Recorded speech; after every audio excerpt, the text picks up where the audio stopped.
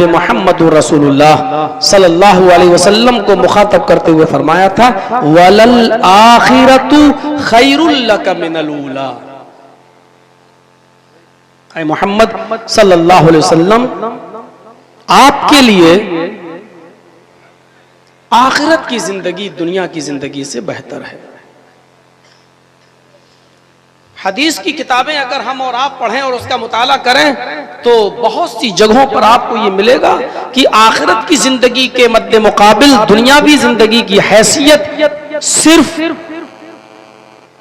समंदर में डाली गई उस सुई के बराबर है जो सुई समंदर में डालने के बाद अपने साथ जो पानी का कतरा लेकर उठती है। यह है दुनियावी जिंदगी, और इस दुनियावी जिंदगी के मद्दे मुकाबिल समंदर जो जिससे तशबीह मैं दे रहा हूं वो है आखिरत की जिंदगी। आपने उंगली समंदर में डाली, निकाला, उस उंगली के अंदर जितना पानी, पानी का एक कतरा दो कतरा, यह हैसियत है दुनियावी जिंदगी की। और आखिरत की जिंदगी की मिसाल यूं दी है, मिसाल तो दुनियावी जिंदगी की दी, लेकिन आखिरत की जिंदगी के मद्दे मुकाबिल यह दुनियावी जिंदगी की हैसियत है। तुम्हारे उंगली में जो पानी आ रहा है यह है बस। और इसीलिए तिर्मिज़ी अब्वाबुज़ ज़ुहद में जब आप पढ़ेंगे और उसकी स्टडी करेंगे तो वहां आपको ये जुमला मिलेगा कि सहाबी रसूल कह रहे हैं कि अल्लाह के रसूल, आप जिस चटाई पर सोए और सोकर उठे हैं, इस चटाई पर सोने की वजह से आपकी पीठ पर, आपकी कमर पर, आपकी बॉडी में, जिस्म में जो निशान पड़ गए हैं, ये सिर्फ इसलिए कि ये बिस्तर अच्छा नहीं है, ये चटाई पर आप लेटे हैं। हम आपके लिए नरम गरम बिस्तर का इंतजाम करेंगे। लबित्तखज़ना लका वितान या रसूल अल्लाह, अल्लाह के रसूल, क्या हम आपके लिए नरम गरम बिस्तर न बनाएं? क्या हम आपके लिए नरम गरम बिस्तर का इंतजाम न कर दें? तो अल्लाह के नबी जनाब मोहम्मद रसूलुल्लाह सल्लल्लाहु अलैहि वसल्लम ने उस पूछने वाले सहाबी को जो एग्जाम्पल दी, जो मिसाल दी, वो गौर कीजिए। क्या है इस दुनिया में मेरे लिए, और क्यों मैं तुमको कहूं कि मेरे लिए नरम गरम बिस्तर का इंतजाम कीजिए।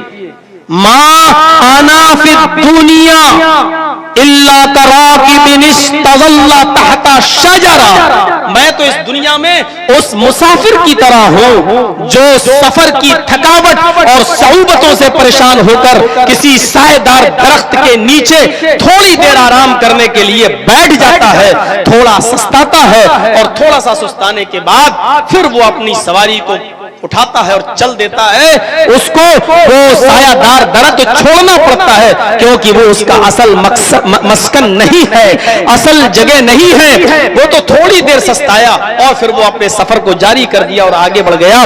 जैसे एक मुसाफिर किसी सायेदार दरख्त के नीचे हमेशा नहीं बैठा रहता, मुझे भी इस दुनिया के अंदर हमेशा नहीं रहना है। मा अना फिद दुनिया इल्ला तराकिबिन इस्तज़ल्ला तहता शजरा, मैं तो बस उस मुसाफिर की तरह हूं जैसे उस मुसाफिर को जाना होता है, मुझे भी इस दुनिया से जाना है।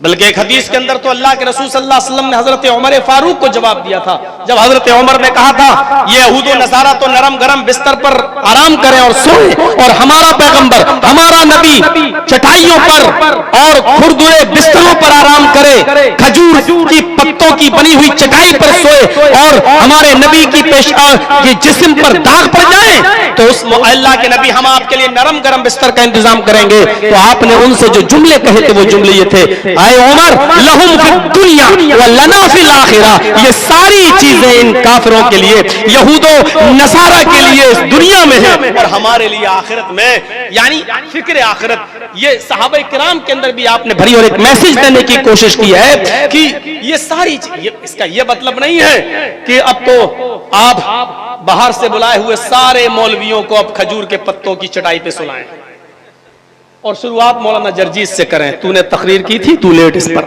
इसका यह मतलब नहीं है मेरे भाइयों। फिक्र आखिरत एक एहसास दिलाया जा रहा है कि देखिए हमको क्या है।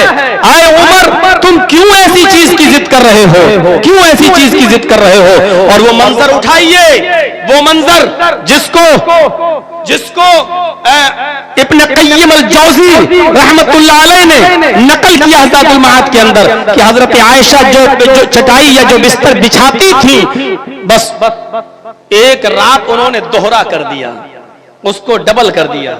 जैसे ये बिछाती थी सिंगल, उसको डबल कर दिया। नबी अकरम सल्लल्लाहु अलैहि वसल्लम की आंख फजर में खुली और तहज्जुद में नहीं खुल सकी।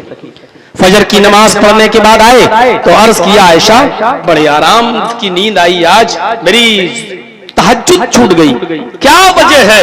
तुमने कौन सा बिस्तर बिछाया था कि मुझे बड़ी अच्छी तरीके से नींद आ गई? तो फरमाया, अय अल्लाह के रसूल, है मेरे सरताज, कोई नई चीज नहीं थी, वही बिस्तर मैंने बिछाया था, बस फर्क इतना था कि मैंने खेरे की जगह डबल कर दिया ताकि थोड़ा सा नर्म हो जाए।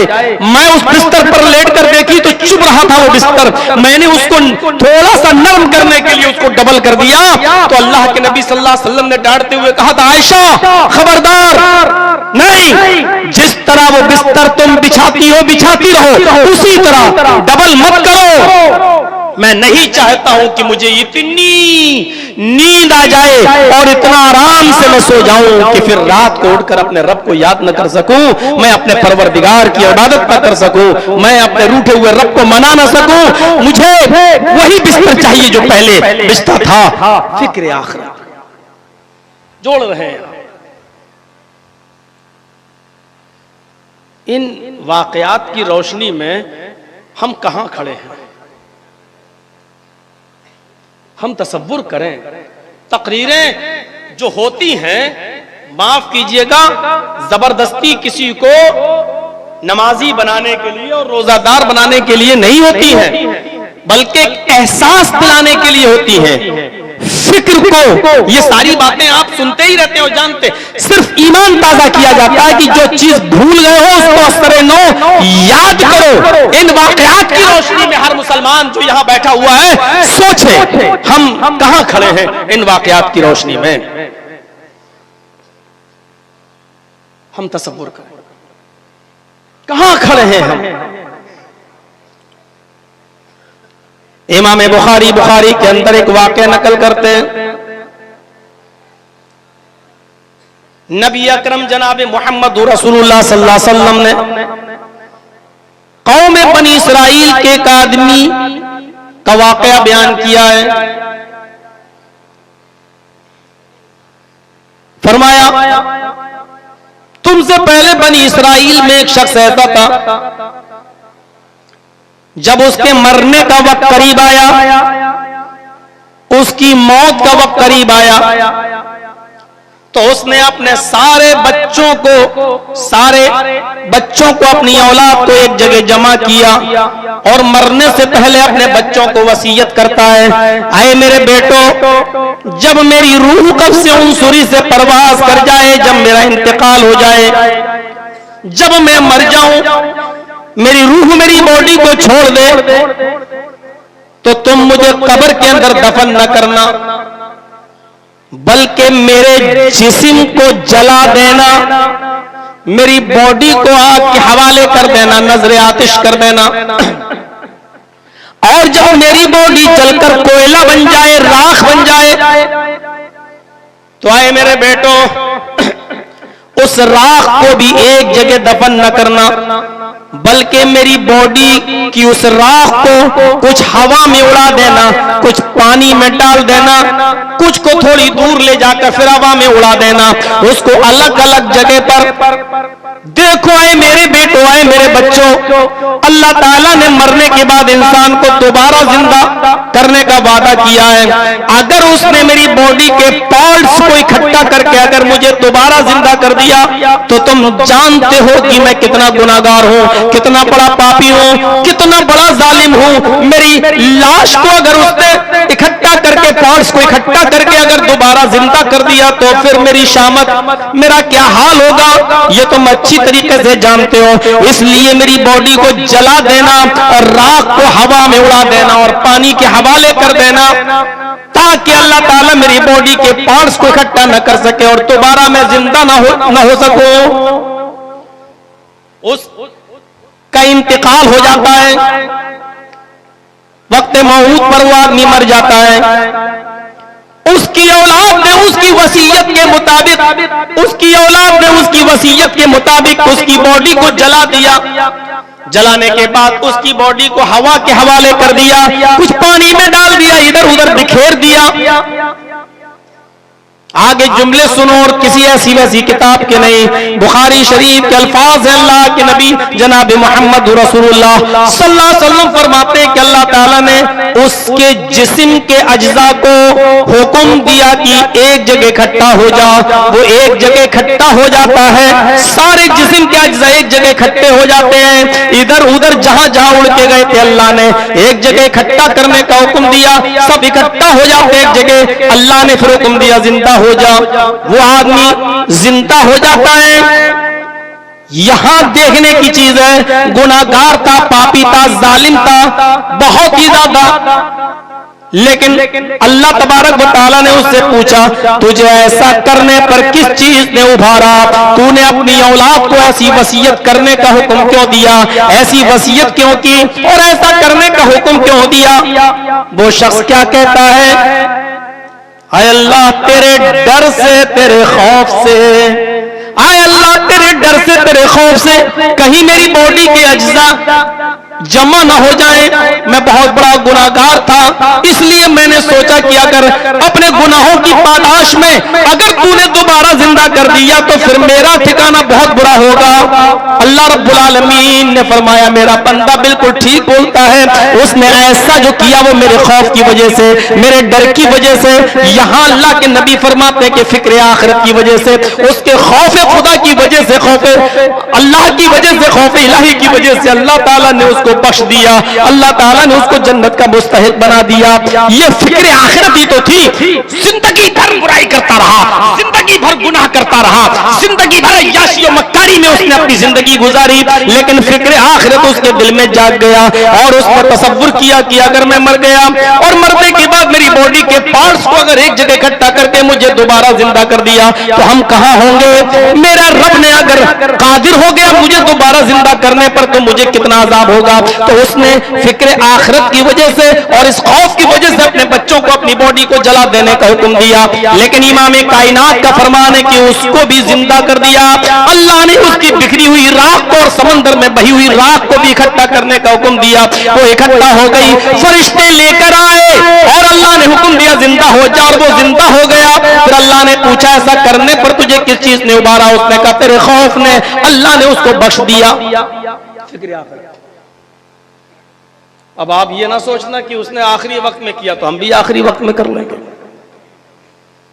हमारे यहां सबसे बड़ा तसव्वुर यही है कि नौजवानी तो गुजर जाती है पूरी फेसबुक पर, व्हाट्सएप पर। कभी कभी मैं किसी जलसे में जाऊं बिहार बंगाल और रात में 2 बजे नंबर आता है, वहां पूरी रात जलसे चलते हैं। अब 2 बजे नंबर आ रहा, तब तक मैं जाग रहा हूं, कुछ देख रहा हूं तो कितने लोग रात के 2-2 बजे ऑनलाइन हैं। क्या कर रहे हैं इनसे पूछो। चलो हमारा यहां तो जलसा हो रहा है, जो लोग जलसे में आए, कोई बंबई का है, कोई भोपाल का है, कोई कानपुर का है, कोई लखनऊ का है, और तसव्वुर देखो तो ऑनलाइन। बताइए रात के 2 बजे 3 बजे क्या कर रहे हैं? कौन सी चीज में? तो जवानी हमारी गुजर जाती है इस चीज में, और जब बुढ़ापा आया, थोड़ा सा अधेड़ उम्र हुई, मौलाना बच्चे बच्चियों की शादी कर दी, निपट गए। अब क्या होगा? अब हज करें आए। अब हज करने कब गया? जब चौथी बेटी थी उसकी भी शादी कर दी, तब 5वीं बेटी थी उसकी भी शादी कर दी। अब सबसे फारिग हो गए। अब मौलाना साहब अल्लाह ही अल्लाह करना है। अब तो गए और बेचारे हज करके आए, और हज करने के बाद अब मस्जिद का रुख देख रहे हैं। और इससे पहले जो 55 साल 50 साल की जो उम्र गुजार दी वो, अरे मौलाना वो तो चली गई जो चली गई। इन्नमल अमालु बिल खवातीम। अल्लाह ताला ने, अल्लाह के नबी ने फरमाया उम्र अमाल का दारो मदार तो आखिरी उम्र से होता है। अब आखिरी उम्र में तो मच, लेकिन उस चीज का क्या किया जाए कि हम नौजवानी के अंदर बाइक और मोटरसाइकिल से हम जा रहे हैं, अचानक गाड़ी फिसली और वहां से ट्रक आ गया और वो चढ़ गया मेरे ऊपर, और 18 साल का और 20 साल का वो जवान लड़का उसी वक्त मर गया। उससे पूछो मेरे भाइयों कि ये अचानक क्यों मरा? अरे ये क्या बात है? आप कैसा सवाल कर रहे हैं, अचानक क्यों मरा? अरे मौत लिखी थी। तो इसका क्या किया जाए? आप 60-70 साल का वेट कर रहे हैं ये तो कभी भी आ सकती है। आपके इलाके ही के थे दुक्तूर रजाउल्लाह मोहम्मद इदरीस रहमतुल्लाह, अल्लाह उनकी कब्र को नूर से भर दे और करबड़ करबड़ चैनो सुकून राहत नसीब फरमाए। कौन जानता था कि बंबई की दीन रहमत कॉन्फ्रेंस में शिरकत करेंगे और करने के बाद वो वापस अपने घर भी नहीं आ सकेंगे। क़ज़ा और क़द्र के मौजू पर उनको गुफ्तगू करने का मौका मिलेगा और वो तकदीर के मौजू पर अपने मौजू का हक अदा करेंगे और उसी जगह पर उनकी भी कदर आ जाएगी, उनकी भी क़ज़ा होगी और उसी जगह अल्लाह ताला उनको भी अपने पास बुला लेगा। कौन जानता था। और इल्म का इतना बड़ा समंदर जो जमाते, हम कम से कम इतना तो हम कह सकते हैं कि जो जमाते अहले हदीस के अंदर एक ऐसी खला है जिसका पुर होना कितना मुश्किल है, इसका एहसास हम उलमा ही समझ सकते हैं। मेरे प्यारे साथियों, मैं कहना ये चाहता हूं कि क़ज़ा और क़द्र क्या है, मौत का क्या ठीक है, कब आ जाए। और जिस मामले में जहां अल्लाह का हुक्म चलता हो वह हम क्या कर सकते हैं सिवाय दुआ करने की कि अल्लाह रब्बुल आलमीन उनको जन्नतुल फिरदौस के अंदर आला मकाम अता फरमाए। मेरे प्यारे साथियों, मैं यही आपको एक एहसास दिलाना चाहता हूं कि हम किस चीज का इंतजार कर रहे हैं, किस चीज का। हम जरा तसव्वुर करें और देखें वो कौन क्या चीज थी। हजरत अबू बकर सिद्दीक का गुलाम रोजाना कुछ कमा कर लाता था और हदीस के मुताबिक गुलाम की मेहनत और कमाई का जो समरा होता है, जो कीमत होती है, उसका मालिक यूज कर सकता है, जायज है उसके लिए। वो हजरत अबू बकर सिद्दीक को कुछ कमा कर लाता था और अपने मालिक को खिलाता था। लेकिन रोजाना अबू बकर सिद्दीक उससे पूछा करते थे कि ये बताओ ये कहां से लाए हो। अगर एतबार होता था, जान जाते थे कि हलाल है तो खाते थे, और पता चल जाता था कि नहीं ये गलत तरीके से कमा कर लाया तो नहीं। एक दिन अबू बकर सिद्दीक को काफी भूख लगी है, ये रोजाना हलाल कमाई करके लाता था और अबू बकर सिद्दीक को खिला दिया करता था और आप बड़े शौक से खा लेते थे। एक दिन काफी भूखे थे, गुलाम कुछ खजूरें लेके आया और अपने मालिक के सामने रख दिया हजरत अबू बकर सिद्दीक के। पढ़िए बुखारी शरीफ और देखिए अबू बकर सिद्दीक ने खजूर उठाया और खा लिया। हदीस में आता खा लिया। गुलाम ने मुस्कुरा कर कहा, आका मेरे मालिक रोजाना पूछा करते थे कहां से लाए हो, और जब यकीन होता था कि हलाल है तो खाते थे, आज पूछा ही नहीं। इन्होंने भी मुस्कुराकर जवाब दिया कि रोजाना तुम हलाल ही खिलाते थे तो आज भी हलाल ही लेके आए होगे। इसने कहा आज ही तो हलाल नहीं था, सच बताओ कहां से लाए हो। तकहनतों के अल्फाज बुखारी के अंदर मैंने कहानत गढ़ी थी, मैंने कहानत गढ़ी थी। अल्लाह महसान इलाही ज़हीर के जुमलों में मैंने एक आदमी से झूठ बोला था, उसकी बीवी उसके साथ जा रही थी, उसका पेट बड़ा था, हामिला थी। मैंने अपने उस आदमी ने अपने दोस्त से यूं कह दिया, माशाअल्लाह तुम्हारी बीवी बहुत जल्दी एक लड़का पैदा करेगी, तुम्हारी बीवी को बेटा होगा। इस आदमी ने कहा कि तुम्हें कैसे मालूम कि बेटा होगा। हाँ, मैं तो लड़की की चाल से पहचान लेता हूं कि लड़की होगी कि लड़का होगा, मैं बहुत पहुंचा हुआ हूं। इत्तेफाक से उसको लड़का ही हुआ। आए अबू बकर सिद्दीक, आए मेरे मालिक, आए मेरे आका। खुशी में वो खजूर लेके आया और मुझे बहुत पहुंचा हुआ समझने लगा। हाँ, इसने कहा था लड़का होगा तो लड़का ही हुआ, और ये खजूर उसने मुझे दी। अबू बकर सिद्दीक रज़ी अल्लाह ताला अन्हु फरमाते, पानी लाओ। ये क्या चीज थी, अनजाने में खा लिया, भूल चूक में खा लिया, हो गई गलती, तौबा कर लेते। अय अल्लाह मैंने अनजाने में खा लिया, और तेरे नबी का फरमान है कि मेरी उम्मत से भूल चूक और खता निस्यान उठा लिया गया, भूल चूक उठा ली गई, तो फिर क्या बात है। लेकिन नहीं, जितनी ताकत है उतना तो डरे, वत्तकुल्लाह मस्तताअतुम, जितनी इस्तिताअत है उतना तो डरे। पानी लाओ, पानी लाया गया। हजरत अबू बकर सिद्दीक ने पेट भर के पानी पिया। हदीस के अल्फाज है, ये 3 उंगलियां उन्होंने अपने हलक के अंदर डाली, कह किया, थोड़ा सा निकला, फिर पानी पिया, फिर कै किया और फिर कुछ निकला, फिर पानी पिया और फिर कै किया। हदीस के अल्फाज तो ये है, उस वक्त तक वो कै करते रहे और पानी पीते गए जब तक के यकीन गालिब नहीं हो गया कि जितनी खजूर मैंने खाई थी उतनी निकल गई होगी। इस वाक़े को हम कहां सुना रहे हैं और इस वाक़े की रोशनी में हम कहां खड़े हैं? तसव्वुर कर।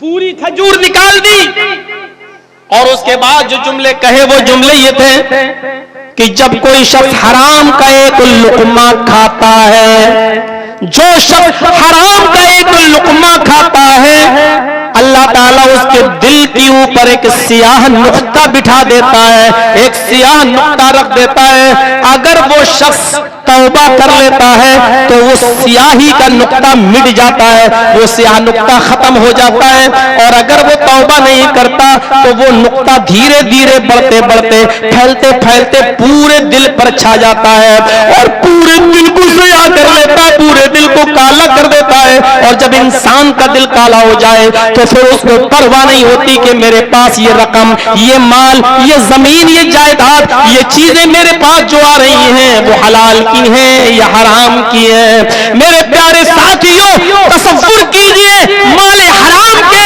आज कितने तरीके आज हमने आसमान अपने यहाँ पाल रखे हैं, जबकि अल्लाह के नबी सल्लल्लाहु अलैहि वसल्लम ने खुतबे हज्जतुल विदा के अंदर जहां मक्के की हुर्मत का ऐलान किया था और उस अरफात के मैदान की हुर्मत का ऐलान किया था, वहीं पर इंसानों के खून के और उनके माल की हुर्मत का ऐलान भी किया था। इन्ना दिमाअकुम व अमवालकुम हरामुन अलैकुम का हुर्मत यौमिकुम हाज़ा फी शहरिकुम हाज़ा फी बलदिकुम हाज़ा। लोगों, तुम्हारे ऊपर आपस में मुसलमानों का खून और मुसलमानों का माल हराम है, जैसे आज का ये शहर, आपका ये शहर मक्का काबिल एहतराम है, जैसे तुम्हारा ये अरफा का दिन, ये 9 तारीख को अरफा का मैदान काबिल एहतराम है। जिस तरीके से ये शहर काबिल एहतराम है, जिस तरीके से ये महीना ज़िलहिज्जा का काबिल एहतराम और इज्जत वाला है, उसी तरीके से तुम्हारे ऊपर आपस में तुम्हारे माल इज्जत व एहतराम वाले हैं, तुम्हारे खून इज्जत व एहतराम वाले हैं। फिर आप गौर करो, सारी जिंदगी एक मुसलमान के खून की का एहतराम ही बताते गए और यहाँ तक कहते गए, फरमाया यजीउल मक़तूल बिल क़ातिल यौमल क़ियामा। ओ लोगों, दुनिया में अगर तुमने किसी एक मुसलमान को भी नाहक मारा होगा, कत्ल किया होगा, तो ये मक़तूल क़यामत के दिन, ये मक़तूल क़यामत के दिन अपने कातिल को तलाश करेगा, ढूंढेगा और उसको पकड़कर नासियतुहु व रासुहु बियदिही, उस आदमी की, उस कातिल की पेशानी के बाल, उसका सर इस मक़तूल के हाथ में होगा, ये खींच कर लाएगा हत्ता युदनियहु मिनल अर्श, और अल्लाह ताला के अर्श के पास लाकर खड़ा कर देगा, अल्लाह ताला के पास खड़ा कर देगा। वअौदाजुहु तशखबु दमन, और खुद इस मक़तूल के जिस्म से खून बह रहा होगा। कातिल ने जहां खंजर मारा होगा, जहां पिस्टल मारी होगी, जिस जगह से इसका खून निकला होगा, उस जगह से इसके जिस्म से खून बह रहा होगा। ये कातिल मक़तूल कातिल को लेकर अल्लाह के अर्श के पास लाकर खड़ा कर देगा और फरमाएगा, आय अल्लाह, यक़ूल या रब्बी सल्लिमा क़तलनी, आय अल्लाह ये कातिल है, मैं इसको ढूंढ कर तेरे पास लाया हूँ, इसने मुझे मारा था, आय अल्लाह इससे सवाल कर किसने मुझे क्यों मारा, आय अल्लाह इससे पूछ किसने मुझे क्यों कत्ल किया। इस तरीके से खून की हुर्मत का ऐलान करते रहे और माल की हुर्मत का ऐलान तो आपने वैसे ही फरमा दिया था और फरमाया कि अल मुस्लिमु अखुल मुस्लिम ला यज़लिमुहु वला यख़्ज़ुलुहु वला याक़िरुहु। अल्लाह के नबी सल्लल्लाहु अलैहि वसल्लम फरमाते, एक मुसलमान दूसरे मुसलमान का भाई है, न उसके ऊपर जुल्म करता है, न उसको रुस्वा जलील करता है, और न उसको हकीर निगाह से देखता है, न उसको जलील नजरों से देखता है। इंसान के बुरा होने के लिए, एक मुसलमान के बुरा होने के लिए इतना ही काफी है कि वो अपने किसी मुसलमान भाई को बुरी नजर से देखे, उसको हकारत भरी नजरों से देखे। फिर आपने फरमाया, अल मुस्लिमु कुल्लुल मुस्लिमी अलल मुस्लिमी हरामुन मालुहु व दमुहु व इर्जुहु। हर मुसलमान का एक दूसरे मुसलमान पर, हर मुसलमान पर एक दूसरे मुसलमान का खून भी हराम है, माल भी हराम है, उसकी इज्जत व आबरू को उछालना भी हराम है। आप इस तरीके से ऐलान करते रहे। यहाँ तो जब चाहो जिसको रुसवा कर दो, जब चाहो जिसको जलील कर दो, और जब चाहो जिससे नाजायज तरीके से माल ले लो। मौलाना जर्जीस की मोबाइल की दुकान है, एक मिसाल दे रहा हूं, खरीदने मत आ जाना। जर्जीस साहब की मोबाइल की दुकान है। मैं जानता हूं कि आदमी मेरे इलाके का और मुसलमान है। मैं जानता हूं कि 10,000 रुपए का मोबाइल है, लेकिन नया नया लॉन्च हुआ है। 22,000 और 25,000 रुपए तक उसकी कीमत लग गई। अब 10,000 की चीज को हम 10.5 में दे दें चलेगा, 11 में दे दें, हम भी 2 रुपए कमाने के लिए बैठे हैं। लेकिन हमें अपने भाई की खाल उधेड़ना है। नया नया लॉन्च हुआ है, 10,000 का मैंने लिया है, हम उसको 25,000 की टोपी पहना देते हैं। ये माल भी आपका नाजायज तरीके से है जो आप खा रहे हैं। जर्जीस साहब के पास मोबाइल सबलवाने आते हैं आप, मैं जानता हूं कि 500 रुपए में सबल सकता है, लेकिन हमने आपको कमियां बता दी। इसमें ये कमी है, इसकी ये चीज डैमेज हो गई है, ये सब बदली जाएगी और इसमें खर्चा 3,000 रुपए का आएगा। आप जानते नहीं है मोबाइल से नापलक है। 500 रुपए की चीज का 3,000 बता दिया और आपने दे दिया, उसको कर दिया सही। ये तरीका भी आपका नाजायज है, ये तरीका भी आपका नाजायज है। किसी का मुकदमा कहीं चल रहा है, हमने गरीब आदमी की जमीन और जायदाद पर कब्जा किया है, लिया है, लेकिन जज भी बिकाऊ है, प्रशासन भी बिकाऊ है, करे तो क्या करे? उस गरीब आदमी के पास इतना रिश्वत देने को नहीं है कि वो अपनी जमीन जायज तरीके से ले सके, और जितनी रिश्वत उसको देना पड़ रही है उतने की तो जमीन भी नहीं है। और इस आदमी के शोर से ताकत है, पावरफुल है, इसने 1,00,000 2 लाख रुपए रिश्वत देकर उस जमीन को अपने नाम फैसला अपने हक में करा लिया। मेरे भाइयों, आप गौर कीजिए, हदीस की किताबें पढ़ जाइए। अल्लाह के नबी सल्लल्लाहु अलैहि वसल्लम जानते थे कि रिश्वत एक ऐसी जुर्म है, इसलिए आपने रिश्वत को सिर्फ हराम कहकर नहीं छोड़ा, बल्कि ऑन स्पॉट फैसला कर दिया, अर्राशी वल मुर्तशी किलाहुमा फिन्नार। नाजायज तरीके से रिश्वत देने वाला और रिश्वत लेने वाला, रिश्वत देने वाला और रिश्वत लेने वाला, ये दोनों की दोनों जहन्नम के अंदर दाखिल होंगे। हराम हराम पर आप नहीं लाए और डायरेक्ट ऑन स्पॉट फैसला करते हैं कि अर्राशी वल मुर्तशी किलाहुमा फिन्नार, क्योंकि रिश्वतों से किसी का जायज हक मारा जाता है और रिश्वतों से किसी के नाजायज हक को, हमारा नाजायज है मामला लेकिन जायज बनाया जा सकता है। और रिश्वत देकर ही किसी मजलूम को जालिम बना दिया जाए और जालिम को मजलूम बना दिया जाता है। इसलिए अल्लाह के नबी ने यहाँ कोई रूल रियायत नहीं बरती, डायरेक्ट फैसला सुना दिया, राशि वल मुर्तशी किलाहुमा फिन्नार। रिश्वत देने वालों, रिश्वत देने से पहले सोच लो, और रिश्वत लेने वालों, रिश्वत लेने से पहले सोच लो। इमाम कायनात कहते हैं देने वाला और लेने वाला दोनों जहन्नम के अंदर जाएंगे। हजरत अबू बकर से सीखो, हम कहां खड़े हैं। ये कौन सी चीज थी जो अबू बकर सिद्दीक को बार बार पानी पीने पर मजबूर कर रही है? उंगली डालकर, हलक के अंदर उंगली डालकर पेट से पानी के जरिए खजूर को बाहर निकालने पर कौन सी चीज मजबूर कर रही है? ये वही फिक्र आखिरत है, वही आखिरत का तसव्वुर है, वही फिक्र आखिरत है। मेरे भाइयों, इस मंजर को हम अपने सामने रखें और फिर अपने गरीबानों में झांक कर देखें कि हम कहां खड़े हैं। क्या होगा? कुछ नहीं। अभी सूरत हाल ये होगी कि जब जलसा खत्म होगा तो मस्जिद में हमें देखना पड़ेगा कि उतने लोग आए हैं या नहीं आए जितने रोजाना आते थे। और सुबह होकर आप पूछिएगा कि साहब आज फजर में नहीं दिखे। मौलाना साहब क्या बताएं, 2 बजे तो जलसा खत्म हुआ, थोड़ा लेटे तो आंख लग गई, नहीं उठ पाए। आप रोजाना नमाज पढ़ते थे फजर की, और आप आज जलसे में शरीक हुए और नहीं पढ़ सके, तो आप क्या समझते हैं कि आप का ये जलसा कामयाब हो गया? और आप क्या समझते हैं कि पूरा जलसा सुनकर आपने बहुत बड़ा तीर मार दिया? आपने जलसा सुना और जलसा सुनने की वजह से देर से सोए, और देर से सोने की वजह से आप फजर में नहीं उठ सके जबकि आम दिनों में उठ जाया करते थे, तो आप गुनाहगार हो रहे हैं। इस्लाम को ऐसे जलसों की जरूरत नहीं है। जलसों से नमाज की गर्मी लेकर उठो, तब तो ठीक है।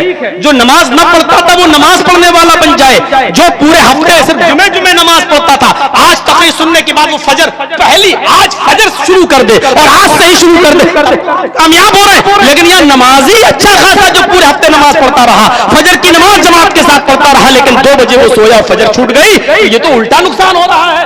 जलसों का फिर फायदा क्या हो रहा है? मेरे भाइयों, हमें फिक्र बदलना पड़ेगी और सोच बदलना पड़ेगी। अबू हुरैरा मक्के से मदीना तशरीफ ले जाते हैं। यहां पर भी एक मंजर देखिए, अबू हुरैरा मक्के से मदीना तशरीफ ले जाते हैं। यहां मदीने के लोग बैठे हुए हैं और मदीने के लोगों ने देखा कि आज अबू हुरैरा तशरीफ लाए हैं। अबू हुरैरा रज़ियल्लाहु ताला अन्हु से कहने लगे, आए अबू हुरैरा, आज मुझे कोई ऐसी हदीस सुनाओ, आज मुझे कोई ऐसी हदीस सुनाओ जो तुमने डायरेक्ट जनाबे मोहम्मद रसूलुल्लाह से सुनी हो।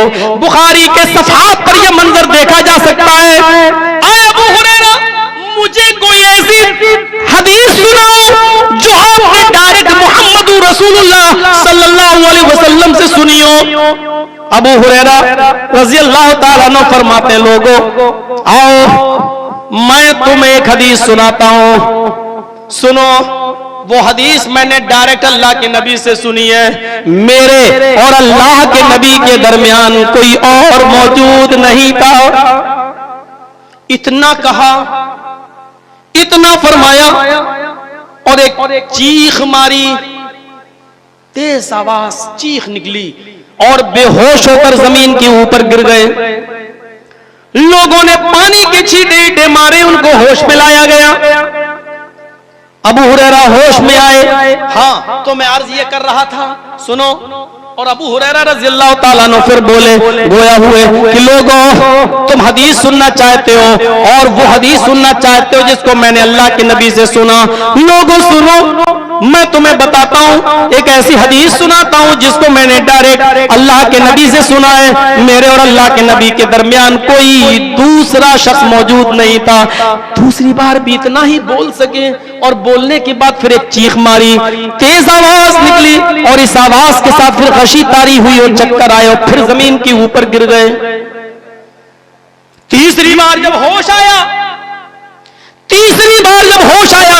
तो तीसरी बार फरमाया, हाँ लोगों सुनो, तुम कोई हदीस सुनना चाहते हो? हाँ अबू हुरैरा, तुम्हारी तबीयत ठीक नहीं है, तुम सुनाते हो, सुनाने से पहले ही बेहोश हो जाते हो, रहने दो। फरमाया, सुनो, आज मैं तुम्हें एक ऐसी हदीस सुनाता हूं जिसको मैंने डायरेक्ट जनाब मोहम्मद रसूलुल्लाह सल्लल्लाहु अलैहि वसल्लम की जबान से सुना है। मेरे और अल्लाह के नबी के दरमियान कोई तीसरा शख्स मौजूद नहीं था, सिर्फ मैं था और जनाब मोहम्मद रसूलुल्लाह। और आप ये फरमा रहे थे, आए अबू हुरैरा, जहन्नम सबसे पहले 3 किस्म के लोगों से दहकाई जाएगी। जहन्नम में सबसे पहले 3 किस्म के लोग डाले जाएंगे। आए लोगों, जहन्नम में सबसे पहले 3 किस्म के लोग डाले जाएंगे। जहन्नम इन 3 लोगों से सुलगाई जाएगी। सबसे पहले उस शहीद को जहन्नम में डाला जाएगा, एक शहीद। दूसरा अमीर दौलतमंद जिसने दिखावा कर करके लोगों को दिखाकर रिया नमूद के साथ और तकब्बुर के साथ सदका और खैरात किया होगा, वो अमीर। और तीसरा आलिम कुरान, आलिम हदीस। ये 3 लोगों से जहन्नम सुलगाई जाएगी। आए अबू हुरैरा, उस शहीद ने अपनी जान तो दी होगी, उसने अपनी गले पर गर्दन पर तलवार तो चलवाई होगी, उसने अपना पेट तो फड़वाया होगा, मैदान जंग में जवां मर्दी से लड़ा तो होगा, उसने कुश्तों की कुश्ते बहाए तो होंगे, काफिरों को मार मार के उनके लाइनें सफेद तो बिछाई होंगी, लेकिन उसने रज़ा इलाही के लिए नहीं, एलाए कलिमतुल्लाह के लिए ऐसा नहीं किया होगा, बल्कि उसने ऐसा इसलिए किया होगा, कुश्तों के कुश्ते इसलिए बहाए होंगे ताकि लोगों से बहुत बड़ा बहादुर कहें, जवां मर्द कहें, तीरंदाज कहें। रिया और नमूद उसके अंदर थी, इसलिए अल्लाह ताला इस शहीद को जहन्नम के अंदर डालेगा, क्योंकि इसने एलाए कलिमतुल्लाह के लिए जंग नहीं लड़ी है। इस शहीद को जहन्नम में डाला जाएगा। दूसरे नंबर पर उस अमीर को जहन्नम में डाला जाएगा जिसने दिखावा कर करके लोगों में सदका और ज़कात और खैरात किया होगा। लो, मैं इतना दे रहा हूं, मेरे पड़ोसी ने 10,000 दिया, मैं 15 दे रहा हूं। अच्छा, उसने 15 दिया तो मैं 20 दे रहा हूं। मेरे भाइयों, तसव्वुर कीजिए आप, अबू हुरैरा फरमाते हैं कि ऐसे शख्स को भी जहन्नम में डाल दिया जाएगा। फिर फरमाया, लोगों, अल्लाह के नबी जब ये हदीस बयान कर रहे थे तो मैं नबी अकरम के पास मौजूद था, मेरे और नबी के दरमियान कोई तीसरा शख्स मौजूद नहीं था।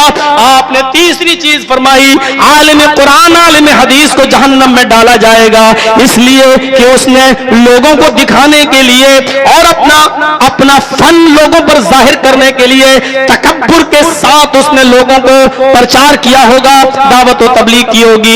इसलिए नहीं कि लोग बाअमल बन जाएं, इसलिए नहीं कि अल्लाह की हम मुझे इस दावत और तबलीग का सवाब दिया जाए, बल्कि इसलिए कि लोग उसे बहुत बड़ा मुकर्रिर कहें, बहुत बड़ा खतीब कहें, बहुत बड़ा राइटर कहें, मुसन्निफ कहें, बहुत बड़ा मुदर्रिस कहें जी। इसलिए ये रिया नमूद उसके अंदर आई, इसलिए वो जहन्नम में डाला जाएगा।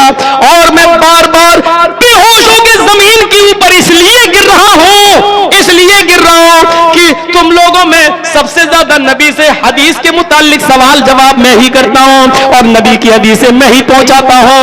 लोगों, मुझे डर लगता है कि कहीं अबू हुरैरा भी कयामत के दिन उसी सफ में खड़ा ना कर दिए जाएं, मुझसे भी उसी सफ में खड़ा ना कर दिया जाए। अल्लाह ताला मेरे दिल के अंदर भी रिया नमूद पैदा ना फरमा दे। मेरे भाइयों, जब तीसरी मर्तबा अबू हुरैरा रज़ियल्लाहु ताला अन्हु ने ये जुमले अदा किए तो फिर यहां जुमले अदा करने के बाद फिर एक चीख मारी और तीसरी बार भी बेहोश होकर जमीन के ऊपर गिर गए। ये कौन सी चीज थी? हो गई तबलीग। एक हदीस सुनाई अबू हुरैरा ने, पूरे मजमे ने उसी एक तकरीर को सुन लिया, एक हदीस को सुन लिया। ये नौटंकियां, ये ड्रामे हमारे यहां होते हैं। फजर तक जलसे चलेंगे, 2 बजे तक चलेंगे, 1 बजे तक चलेगा, 3 घंटा बोलिएगा, 2 घंटा बोलिएगा, 4 घंटा बोलिएगा, ये हमारे यहां चलता है। वहां ना कोई प्रेशर था, ना कोई दबाव था, वहां था तो इखलास था, बोलने वाला भी मुखलिस था और सुनने वाले भी मुखलिस थे। और तसव्वुर कीजिए कि अबू हुरैरा रज़ियल्लाहु ताला अन्हु, नऊज़ु बिल्लाह, यहां बैठे हुए जितने मुसलमान हैं, क्या ये तसव्वुर कर सकते हैं कि अबू हुरैरा के अंदर भी तकब्बुर आ सकता है? क्या वो भी घमंड में सबसे ज्यादा हदीसें उन्होंने सुनाई, उनको तकब्बुर था? नऊज़ु बिल्लाह, हमारी जबान कट के गिर जाए अगर अबू हुरैरा रज़ियल्लाहु ताला अन्हु के बारे में हम ऐसा जानबूझकर सोच भी लें। लेकिन फिक्र आखिरत क्या थी, डर क्या था और आखिरत का तसव्वुर क्या था? लोगों, तो मैं सबसे ज्यादा हदीसों को बयान करने वाला मैं ही हूं, हदीसों को पूछने वाला मैं हूं, नबी अकरम से सवाल जवाब करने वाला मैं हूं और सवाल जवाब करके मैं ही तुमको सबसे पहले बताता हूं। मुझे डर लगता है कहीं उस सफ में मुझे खड़ा न कर दिया जाए, ऐसा ना हो कि अल्लाह ताला कयामत के दिन ये ना कह दे कि अबू हुरैरा तूने सबसे ज्यादा इसलिए बयान की हदीस है कि ताकि लोग तुझे बहुत बड़ा हदीसों का बयान करने वाला कह जाओ जहन्नम के अंदर। तीसरी बार चीख मारते हैं और बेहोश होकर जमीन के ऊपर गिर जाते हैं। सहाबा का कि फिक्र आखिरत ये और हदीस बयान करने से पहले उन्होंने एक मंजर ये बांधा और इन वाकयात की रोशनी में हम कहां खड़े हैं। हम नहीं कह रहे हैं कि हम वैसा बन पाएंगे, लेकिन हम ये तो सोचें कि इन वाकयात की रोशनी में हम कहां खड़े हैं और कैसे लग रहे हैं। हमारे अंदर कितनी फिक्र आखिरत है, कितनी फिक्र आखिरत। जो सूरत हाल है आप देखिए, फिक्र आखिरत कहां है, क्या है। उलमा के सामने बीड़ियां पी जाने लगे, सिगरेट पी जाने लगे, और जब पूछा जाए कि भाई बड़े बड़े उलमा यहां बैठे हैं और तुम बड़ी बेअदबी कर रहे हो, तो आप बीड़ी भी पीते जाए और हंस के कहें कि बड़े बड़े मौलवी भी पीते हैं, हमने पी लिया तो क्या है। ये आपका जवाब रॉन्ग है। आपने मॉडल या आइडियल उलमा को बनाया है। इस्लाम शुरू से कह रहा है कि उलमा आइडियल नहीं होते हैं, उलमा नमूना नहीं होते हैं। उलमा जो बयान कर रहे हैं किताब और सुन्नत की रोशनी में उनको देखो। डॉक्टर जाकिर नाइक बार बार एक ही पैगाम देते रहे कि मुसलमानों को देखना है, अगर इस्लाम को देखना है तो मुसलमानों को मत देखो, कुरान और हदीस देखो, कुरान देखो हदीस देखो।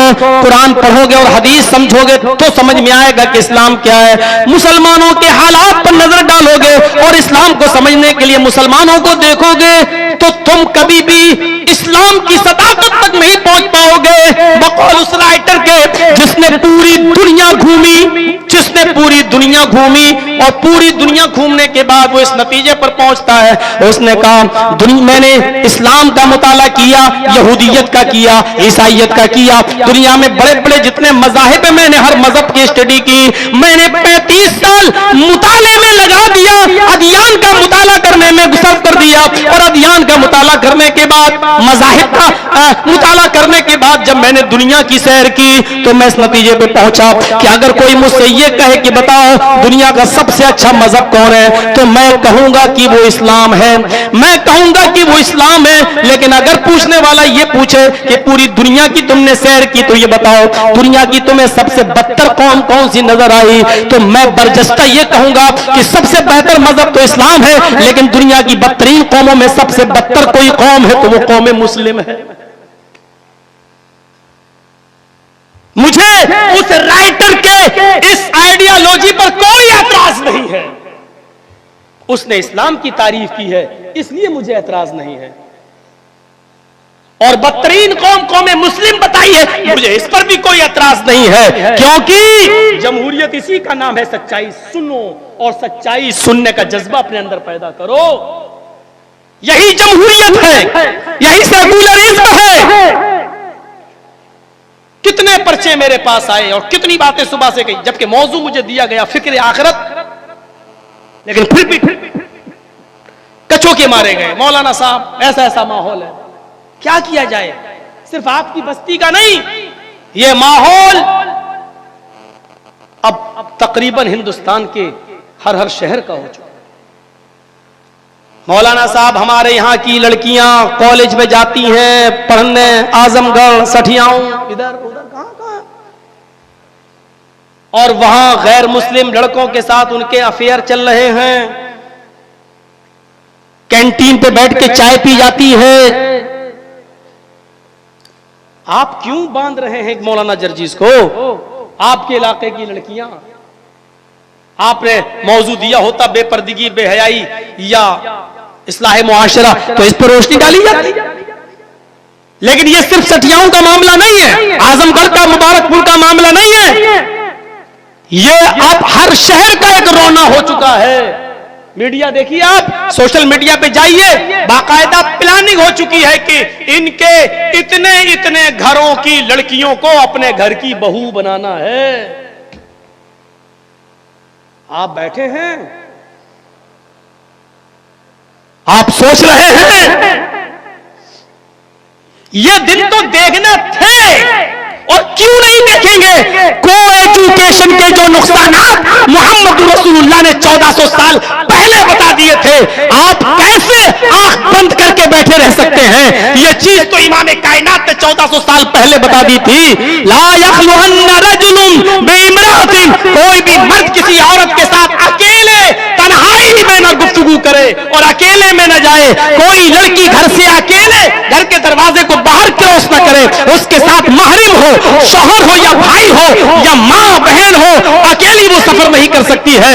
यहाँ तो बाकायदा हमारी लड़कियां उन स्कूलों में और कॉलेजों में पढ़ रही हैं जहां लड़के और लड़कियां बैठकर एक साथ तालीम हासिल कर रहे हैं, और बाप अपनी बेटियों के हाथ में जब मोबाइल देगा, एंड्रॉइड मोबाइल देगा, फेसबुक और मैसेंजर और व्हाट्सएप चलाने वाला मोबाइल देगा, तो ये दिन तो आप देखेंगे और देखना पड़ेगा, क्योंकि इन दिनों की पेशीन गोई मोहम्मद रसूलुल्लाह ने 1400 साल पहले कर दी थी।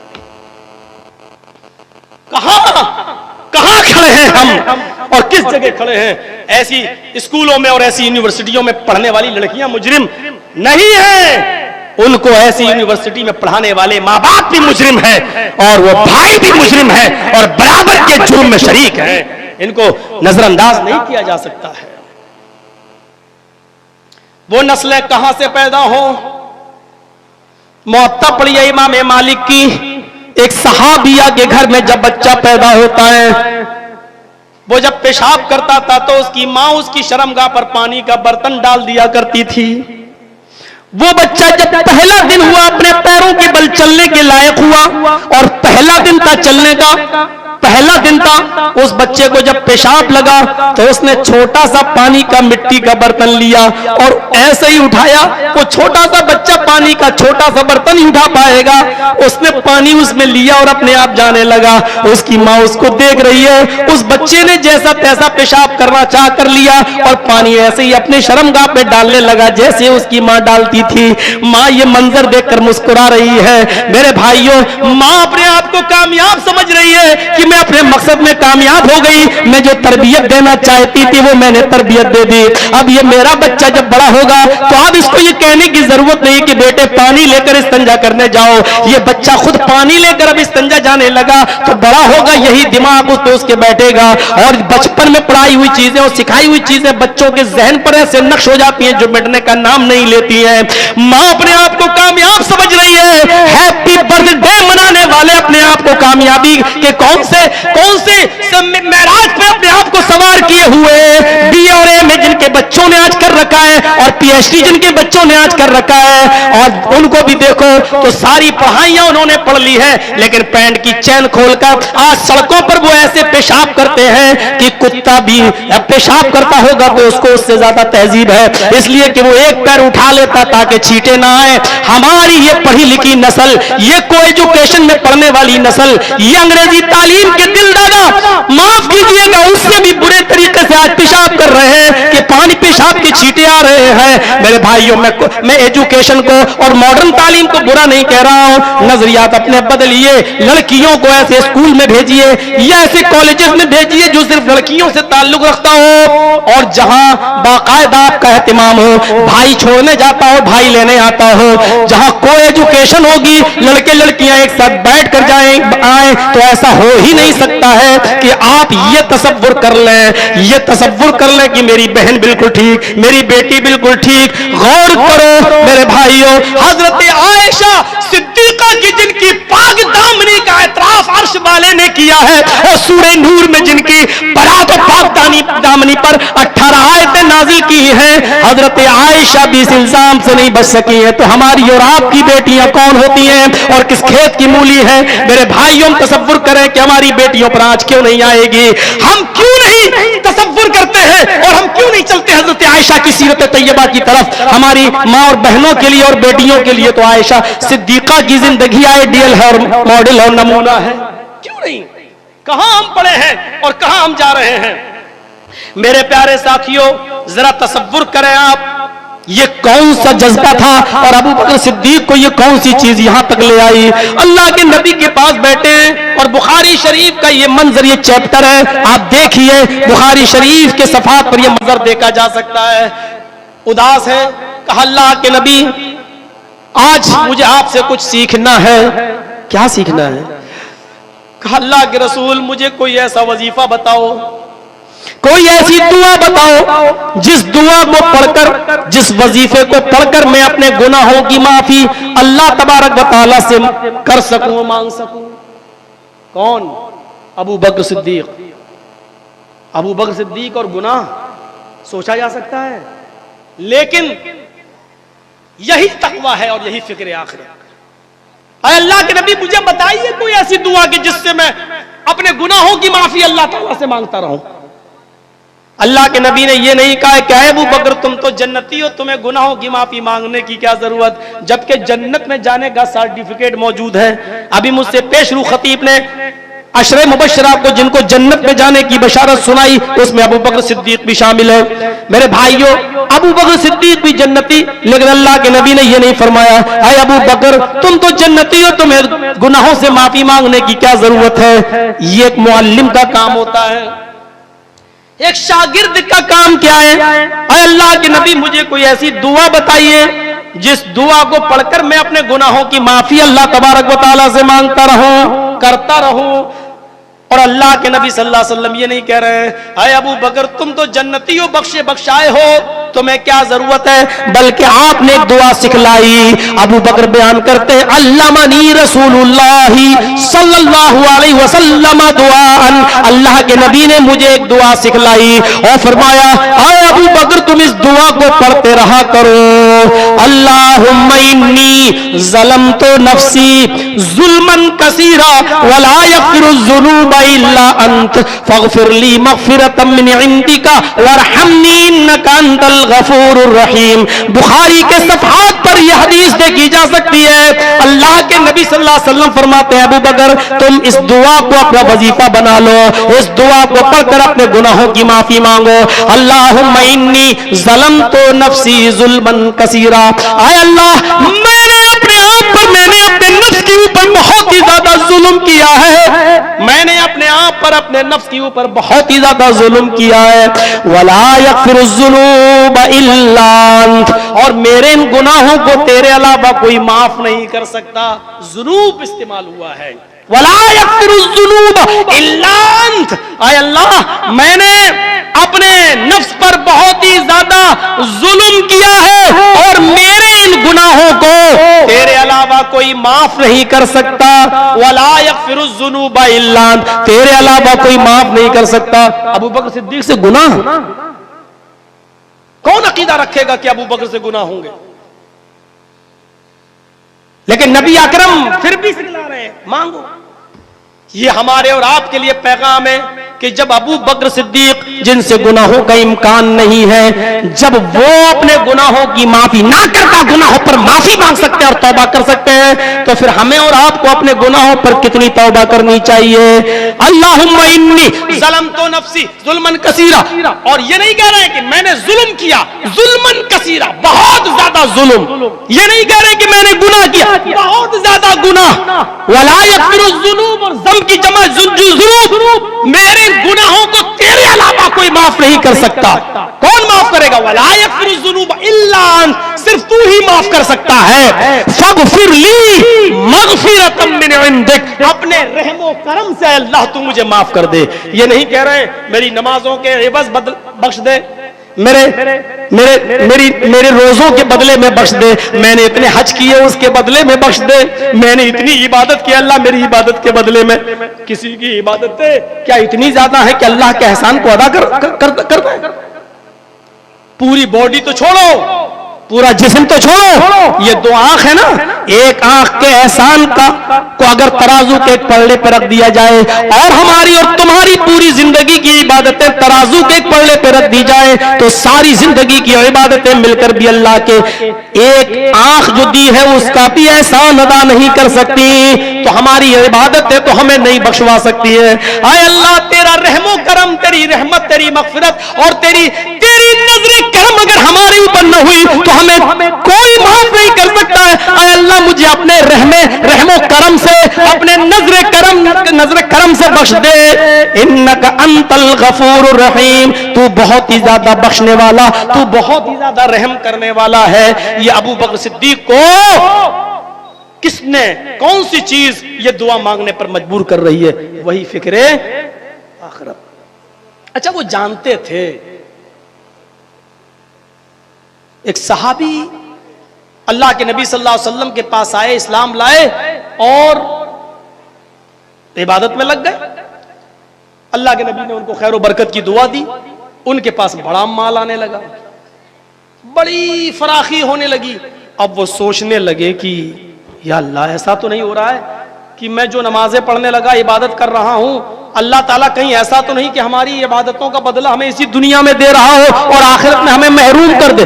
दोबारा अल्लाह के नबी के पास आए और कहने लगे, अल्लाह के रसूल मुझे नहीं चाहिए दुनिया में ये माल, ये दौलत, कहीं ऐसा तो नहीं कि मेरी इबादतों का इनाम अल्लाह मुझे दुनिया में दे रहा हो और आखिरत में महरूम कर दे। हाय अल्लाह के रसूल मेरे लिए दुआ कीजिए, अल्लाह मुझे दुनिया में ना दे, आखिरत में मुझे इन इबादतों के बदले में अल्लाह और अपने रहमो करम से मुझे बख्श दे, मुझे दुनिया में नहीं चाहिए। अच्छा, सोच क्या थी? उनको थोड़ा सा मिलने लगे, कहीं ऐसा तो नहीं मेरी इबादतों का बदला मिल रहा है, और हमें मिलने लगे, अल्लाह ने मेरी सुन ली, अब और पढ़ेंगे। और सोच दूसरी क्या है? मौलाना पता नहीं इतनी दुआ कर रहा हूं, अल्लाह कुछ दे ही नहीं रहा। मौलाना आप भी दुआ करिए मेरे लिए, मैं तो बहुत दुआ करता हूं। 5 हमारी शिकायत यह है कि हम इबादत करते हमें कुछ मिल ही नहीं रहा है। उनकी शिकायत क्या थी? कितनी चेंजिंग आ चुकी है, कितनी चेंजिंग हमारे अंदर। उनकी शिकायत क्या थी? आय अल्लाह, कहीं दुनिया ही में तो तू मुझे मेरी इबादतों का हिसाब किताब सवाब तो नहीं दे रहा है, आखिरत में कहीं तू मुझे महरूम ना कर दे। हमारी सोच ये है। और मैं ऐसे शख्स को जानता हूं, उसका घर बेचारा लुट गया, बर्बाद हो गया, गुजरात का है, वो जा चुका हूं वही हादसे में। और जब मैं गया तो मैंने कहा भाई पहले तो तुम 5 टाइम की नमाज पढ़ते थे। नहीं पढ़ता हूं। मैंने सवाल भी नहीं किया। मैंने कहा यार तुम तो बहुत प्रोग्राम कराते थे मेरे। नहीं कराऊंगा। मैंने कहा यार बौखला क्यों रहे हो, क्या बात है? बस ऐसे ही मौलाना साहब आइए चाय पीजिए। और उसने, अल्लाह उसको माफ करे, उसने कहा कि अब ये अल्लाह वल्लाह की बातें स्टेज पे करना हमारे पास मत करना। और ये वो शख्स था जिसने उंगली पकड़ पकड़ कर मुझे स्टेज पे ले गया और प्रोग्राम कराए मेरे। क्यों? कहने लगा इतना बड़ा हादसा। मैं नमाज पढ़ता था, तहज्जुद भी पढ़ता था, क्या किया अल्लाह ने? पूरा घर, मेरी बीवी मारी गई, मेरे बच्चे मारे गए, मेरी लड़कियों के साथ रेप हुए, चोरी इबादत की अल्लाह ने। दिमाग घूम गया उसका, दिमाग घूम गया उसका, जहन चला गया इस तरफ। और 2 जुमले जो मैंने समझाए तो डांट मुझी को सुनना पड़ी। और डर था कि अब तीसरी चौथी मर्तबा कुछ कहूं तो मुझी को गाली न देने लगे। मौका और महल देखकर ना बात करनी चाहिए। इज्जत इसी में थी कि उसकी चाय पियो, चले आओ बस वापस। फिर हमने उसको कुछ नहीं कहा, लेकिन तकरीर में मैंने उस वक्त मैंने इसका जिक्र किया, नाम उसका भी नहीं लिया वहां पर। लेकिन आज की तारीख तक वो आदमी अपने आप को अभी तक चेंज नहीं कर सका। और 5 वक्त की नमाज तो छोड़ो, अब जुमे तक की नमाज नहीं पढ़ता है वो आदमी। चला गया इस तरफ। हमारी ज़हनियतें क्या हो गई हैं? हम किसी चीज को इब्तिला और आजमाइश पर महमूल क्यों नहीं करते? ये अल्लाह की तरफ से एक आजमाइश भी तो हो सकती है। और तुम तो इतनी सी बात लिए बैठे हो। यह हमारी सोच है। वहां जंगे बदर जिस दिन फतह और कामयाबी का डंका बजता है और सहाबा किराम जंगे बदर में बदर की फतह पर जश्न मना रहे हैं, यानी खुशी का माहौल है, नबी अकरम के चेहरे पर भी मुस्कुराहट है। इसी जंगे बदर में बदर के मकाम पर एक सहाबी दौड़ते हुए आते हैं और कहते हैं, आए अल्लाह के नबी सल्लल्लाहु अलैहि वसल्लम ज्यादा जश्न मत मनाइए, आप खुशियां मना रहे हैं। जंगे बदर में आपको काफिरों पर फतह नसीब हो गई है, लेकिन अल्लाह के रसूल आपकी बेटी उस्मान गनी की बीवी रुकैया इस दारे फानी से कूच कर गई है।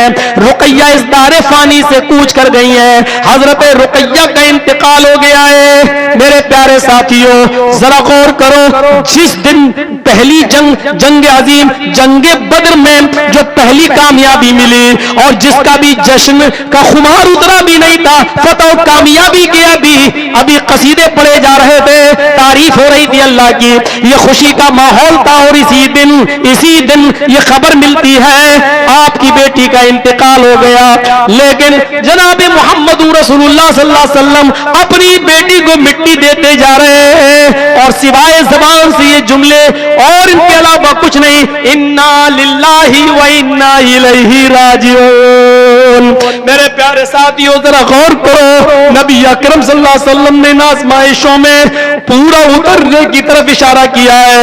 ये देखो गम के पहाड़ मेरे ऊपर भी तोड़े जा रहे हैं, तुम्हारे ऊपर भी ये गम आ सकते हैं। और कुरान करीम की वो आयत उठाओ जिसमें सब्र करने वालों के लिए बशारत की खबर सुनाई गई, जन्नत की बशारत दी गई है। वलनब्लुवन्नकुम बिशैइन मिनल खौफि वल जू'i व नक़्सिम मिनल अमवालि वल अनफुसि वस समरात वबश्शिरिस साबिरीन।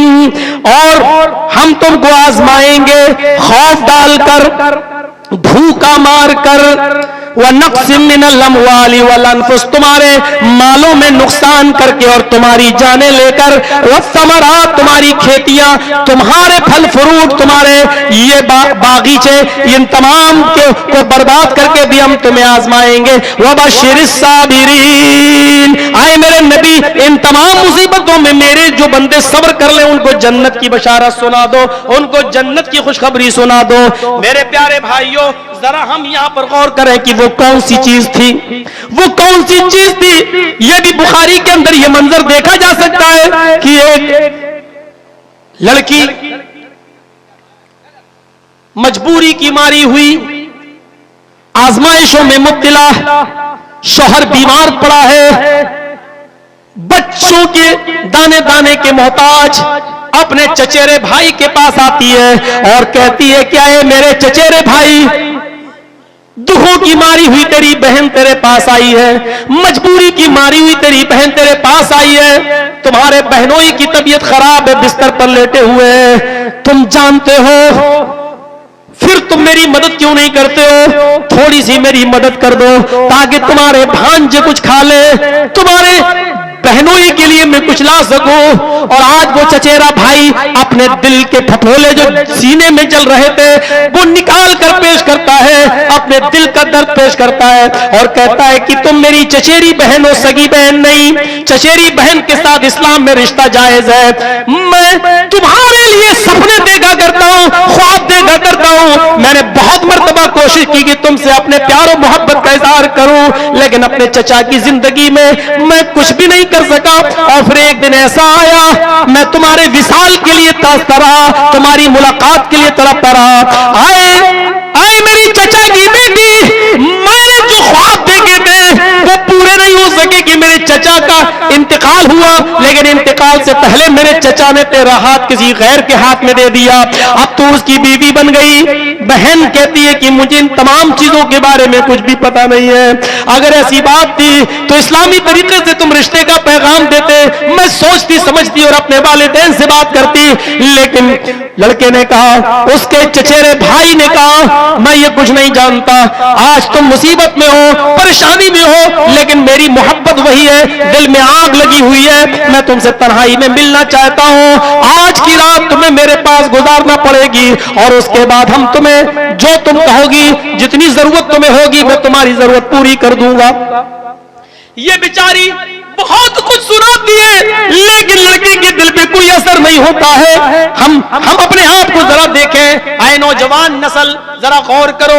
आए कॉलेजेस में पढ़ने वाली मेरी बेटियों, मेरी बहनों, इस कौम की बच्चियों, जरा गौर करो। इस वाक़े को देखिए। वो भी एक औरत थी, कुछ बच्चों की मां भी बन चुकी थी, उसका बाप इस दुनिया में नहीं है। अपने शौहर के इलाज के खातिर, अपने बच्चों को खिलाने दाने पाने की खातिर वो अपने भाई के पास जा रही है। उसका भाई भी रिश्ते में सगा भाई नहीं है और वो एक रात में आने का सौदा कर रहा है। ये मजबूरी है, मैं क्या करूं, मेरा शौहर बीमार है, बच्चे दाने दाने के मोहताज हैं। इसने कुछ सोचा और सोचने के बाद ऐसे मौके पर जहन काम न किया, लेकिन इस औरत ने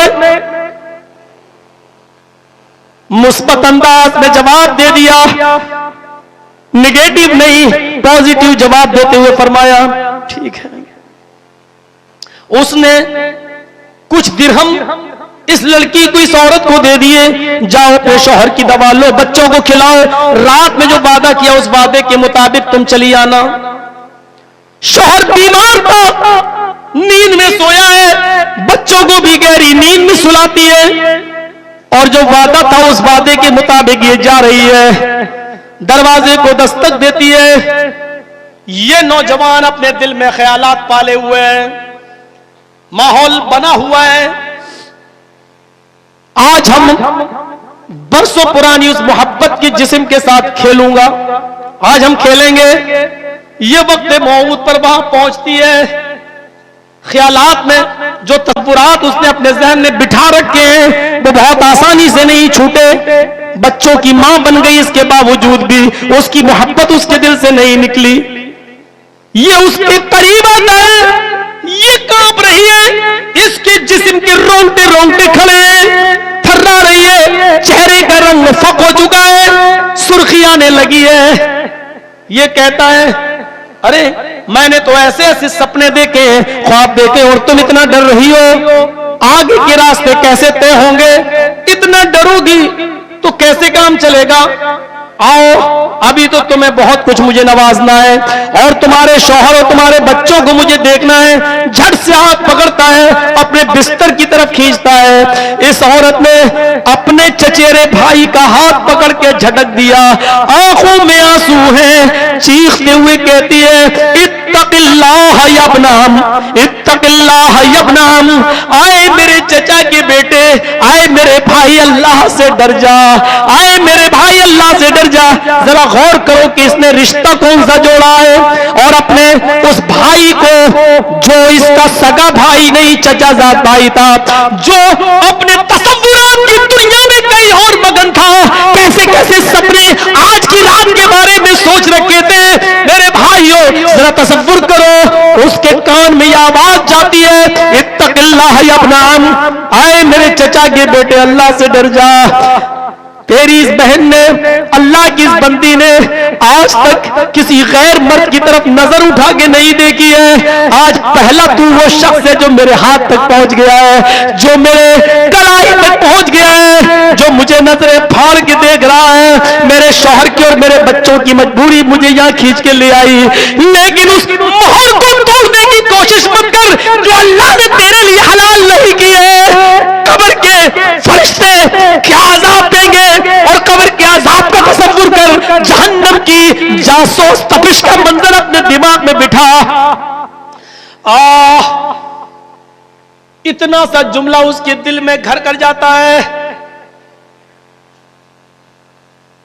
तसव्वुरात की दुनिया में रहने वालों, मौलवी जर्जीस की तकरीर का क्या असर होगा, वो सुबह तुम्हारे व्हाट्सएप और फेसबुक बता देंगे। कॉलेजेस में और यूनिवर्सिटीज में पढ़ने वाली लड़कियों के फेसबुक और व्हाट्सएप बता देंगे। क्या असरात होंगे वो हमें अच्छी तरीके से मालूम है, लेकिन हम आपको फिक्र आखिरत से फिर जोड़ रहे हैं। उस नौजवान ने जब इत्तक़िल्लाह का जुमला सुना तो अब लरसने की बारी उसकी थी। वो कांप गया, वो थर्रा गया, वो बेकाबू हो गया। उसने कहा मेरी बहन, तू तो एक काम पर अल्लाह से इतना डरी हुई है और वो काम तूने अभी किया भी नहीं है, और मैं पूरी जिंदगी मैंने गुनाहों में अपनी गुजार दी है। आए मेरी बहन जा, मैंने तुझे माफ किया है, जा मैंने तुझे छोड़ दिया है। वो दीनार भी मैंने, वो दिरहम भी मैंने बख्श दिए हैं, मैं तुझसे नहीं मांगूंगा, वो मेरा हल्का सा ताउन है। फिर भी तुझे जब जरूरत पड़े तो मेरे पास आ जाना, मैं तेरी और भी मदद करूंगा। इसके बाद वो औरत जाने लगी। जाते जाते इस नौजवान ने इतना कहा मेरी बहन, कल कयामत के दिन जब अल्लाह मेरे अमलों का हिसाब किताब मुझसे ले और मेरे अमलों की पादाश में मुझे जहन्नम की सजा सुनाई जाए और मैं जहन्नम में जाने लगूं, आए मेरी बहन तो अल्लाह के दरबार में खड़ी होकर इतना जरूर कह देना, क्या अल्लाह मैं इस बात की गवाही देती हूं कि जब मैंने तेरा नाम लिया और तेरा खौफ जब मैंने इसको दिलाया तो तेरे खौफ की वजह से इसने मुझसे जिना का इरादा तर्क कर दिया और उसने उसी वक्त तौबा कर ली जिनाकारी और मक्कारी और यारी और अय्याशी से। इतनी गवाही जरूर दे देना, तेरी इस गवाही की वजह से शायद अल्लाह मुझे बख्श दे। मेरे भाई उसके बाद उस औरत ने दरवाजे से निकल जाना बेहतर समझा। वो निकल जाती है, आंखों में आंसू निकलते हैं और अपने घर वापस आ जाती है। इंसान को मजबूरियां, इस औरत को तो एक मजबूरी वहां तक लेकर गई। मेरी कौम की बच्चियों, तुम्हारे सामने कौन सी मजबूरियां हैं कि तुम गैर मुस्लिम लड़कों के साथ अफेयर करो? तुम्हारे साथ कौन सी मजबूरियां हैं कि तुम कैंटीन में, उनकी होटलों में उनके साथ बैठकर चाय पियो? मेरी कौम की बच्चियों, इस्लाम को क्यों बालाए ताक रखती हो? वो इस्लाम जिसने तुम्हें इज्जत की चार दीवार पर कायम किया है और इज्जत के मीनारे पर तुम्हें बुलंद किया है। तुम्हारी हैसियत क्या थी वो तुम्हें अच्छी तरीके से मालूम है कि जब तुम 3 साल की हो, 4 साल की हो जाया करती थी तो तुम्हें ज़माने जाहिलियत के अंदर 3 और 4 साल का हो जाने के बाद तुम्ही जैसी बच्चियों का बाप नहलाकर धुलाकर तैयार करके तुम्हें मेले के बहाने जंगलों में ले जाया करता था और वो गड्ढा खोदा करता था, और जब गला खुद जाया करता था तो कहता था बेटी इस गड्ढे में झांक कर देखो, तुम्हारी मां तुम्हें नजर आएगी। और वो 4 साल की गुंजाई नाशगुफ्ता वो बेचारी खिली कली जब झांक कर देखती थी तो पीछे से उसका बाप धक्का देता था, वो गहरे गड्ढे में गिर जाया करती थी। वो गहरे गड्ढे रसूल रहमत पड़ी अबुल कलाम आजाद की, वो गहरे गड्ढे में गिर जाया करती थी, और जब गिर जाती थी तो फिर पीछे से उसका बाप उसके ऊपर मिट्टी डालना शुरू कर दिया करता था।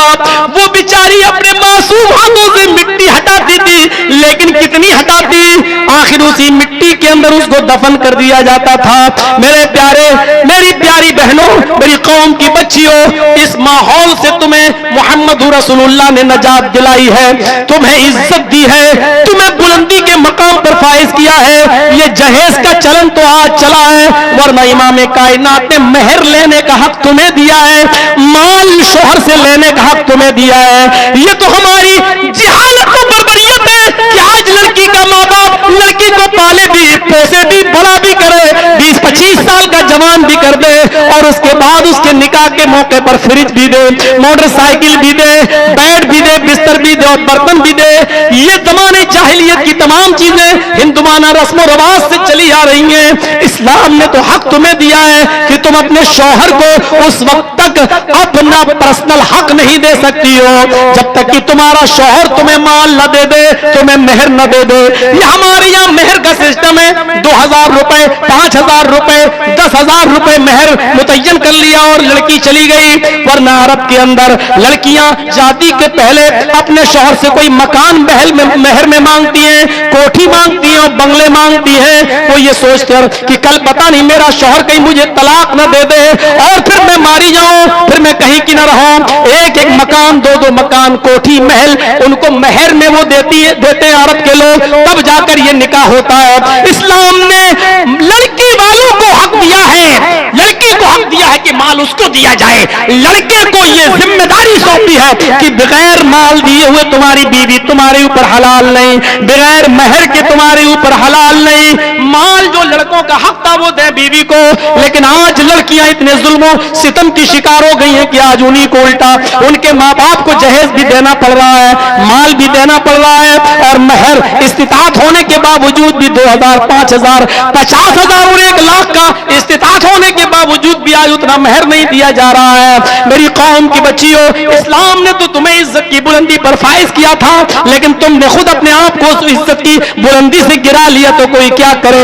फिक्र आखिरत से जोड़ता हूं मेरे भाइयों, इस नौजवान लड़के को कौन सी चीज है जो अपने तसव्वुरात और ख्यालात को मिसमार करना पड़ा, जो महल अपने जहन में बना चुका था अपनी चचेरी बहन से रिश्ते का, उस महल को कौन सा बुलडोजर, कौन सा बम ने, किस टाइम बम ने उसको डिस्ट्रॉय कर दिया है, उसको खत्म कर दिया है। इत्तक़िल्लाह, यही फिक्र आखिरत उस आदमी ने कहा।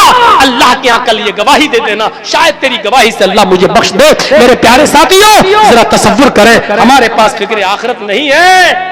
फिक्र आखिरत अभी निकलेंगे, अरे कहते हैं मौलवी, करते तो मौलवी भी, फिर बात नहीं हो जाएगी। मौलवी को भी अपनी कब्र में सोना है, आपको भी अपनी कब्र में सोना है। मौलवी को अपना हिसाब व किताब देना है, आपको भी अपना हिसाब व किताब देना है। आइए अब मैं एक ऐसे मंजर की तरफ आपको लाना चाहता हूं, एक ऐसे मंजर की तरफ आपको लाना चाहता हूं जिसको अल्लामा शमशुद्दीन ज़हबी ने अपनी किताब किताबुल कबाइर के अंदर नकल किया है। अल्लामा ज़हबी किताबुल कबाइर के अंदर नकल करते हैं कि एक रोशन ज़मीर हबशी, एक रोशन ज़मीर हबशी, हबशी आप जानते हैं अक्सर जो काले कलूटे जिनकी शक्ल सूरत बड़ी ब्लैक कलर की होती है, एक रोशन ज़मीर हबशी एक मस्जिद के अंदर बैठा हुआ है। नबी अकरम उसी मस्जिद के अंदर खुतबा भी दे रहे हैं। दौरान तकरीर रोशन ज़मीर हबशी उसको सुन रहा है, नबी अकरम के लफ्जों को सुन रहा है। अल्लाह के नबी उस मस्जिद के अंदर बैठकर जो खिताब कर रहे हैं, उस खिताब के एक एक लफ्ज को वो गौर से सुनता है। अल्लाह के नबी ने फरमाया, लोगों जब जहन्नम को 1000 साल तक जलाया गया, मैं फिर फिक्र आखिरत से आपको जोड़ रहा हूं, जहन्नम को जब 1000 साल तक जलाया गया तो जहन्नम सफेद हो गई। फिर मजीद अल्लाह ताला ने उसको 1000 साल तक जलाया तो वो जहन्नम सुर्ख हो गई। फिर अल्लाह ने मजीद उसे जहन्नम को 1000 साल तक जलाया तो वो जहन्नम जलकर सियाह और काली हो गई। आज भी वो जहन्नम काली है, आज भी वो जहन्नम काली है, आज भी वो जहन्नम सियाह है, आज भी वो जहन्नम काली है। और अल्लाह ताला ने उस जहन्नम को चारों तरफ से पैक कर रखा है। सुई के सुराख के बराबर भी अगर अल्लाह उसमें से सांस कर दे, सुई के सुराख के बराबर भी अगर अल्लाह उसमें से सांस कर दे, तो उस सांस से, सुई के सुराख के बराबर जो सांस आए, उस सांस से जो गर्म हवा निकलेगी, उस गर्म हवा से ये पूरी दुनिया कब जलकर राख हो जाए किसी को पता भी नहीं चलेगा, किसी को पता भी नहीं चलेगा। इतनी यानी जहन्नम का ये डरावना माहौल अल्लाह के नबी ने जब बयान किया तो वो रोशन ज़मीर हबशी उठा और कंबल से उसने अपने सर को छिपाया, और कंबल से अपने सर को छिपाने के बाद, कंबल से अपने सर को छिपाने के बाद सीधे अपने घर गया और वहां पर भी वो कंबल ओढ़कर लेट जाता है। कंबल ओढ़कर जब रात की तारीकी हुई, रात का अंधेरा हुआ, तो वो रात में भी कंबल ओढ़ के लेटा है। अब वो यही सोच रहा है, या अल्लाह वो जहन्नम कितनी गर्म है, उसकी दीवारें कैसी होंगी, उसका अज़ाब कैसा होगा, उसकी आग कैसी होगी। दुनिया की आग भी जिस आग से पनाह मांगती हो तो वो आग कैसी होगी। चीख सोचता रहा 1000 साल तक जलाया गया तो सफेद हो गई, फिर 1000 साल तक जलाया तो सुर्ख हो गई, फिर 1000 साल तक जलाया तो काली हो गई। चीख सुनता रहा, सोचता रहा। किताबुल कबायर में अल्लामा ज़हबी नकल करते हैं कि यही से उसने सोच कर उसके माइंड में, उसके दिमाग में क्या चीज आई, एक चीख मारी, जोरदार आवाज में चीखा, और चीख में भी उसकी जबान से जो जुमले निकले वो जुमले ये थे, रब्बना रिफ़अन्ना अज़ाब जहन्नम, रब्बना रिफ़अन्ना अज़ाब जहन्नम, इन्ना अज़ाबहा काना गरामा। इलाहुल आलमीन जहन्नम के अज़ाब को हमसे हटा ले, इलाहुल आलमीन जहन्नम के अज़ाब से हमको नजात अता फरमा कि तेरा अज़ाब बहुत ही ज्यादा चिमटने वाला है, चिपकने वाला है, जहां सोच तपिश उसकी हमको झुलसा देगी। आए अल्लाह जहन्नम का अज़ाब हमसे हटा दे, हमसे दूर कर दे। और इस चीख, ये जोर से बोला और इसके साथ फिर एक चीख मारी, और जैसी चीख मारी उसकी चीख के साथ उसकी रूह कब्ज़ से उनसुरी से परवाज हो गई और रोशन ज़मीर हबशी का वही इंतकाल हो जाता है।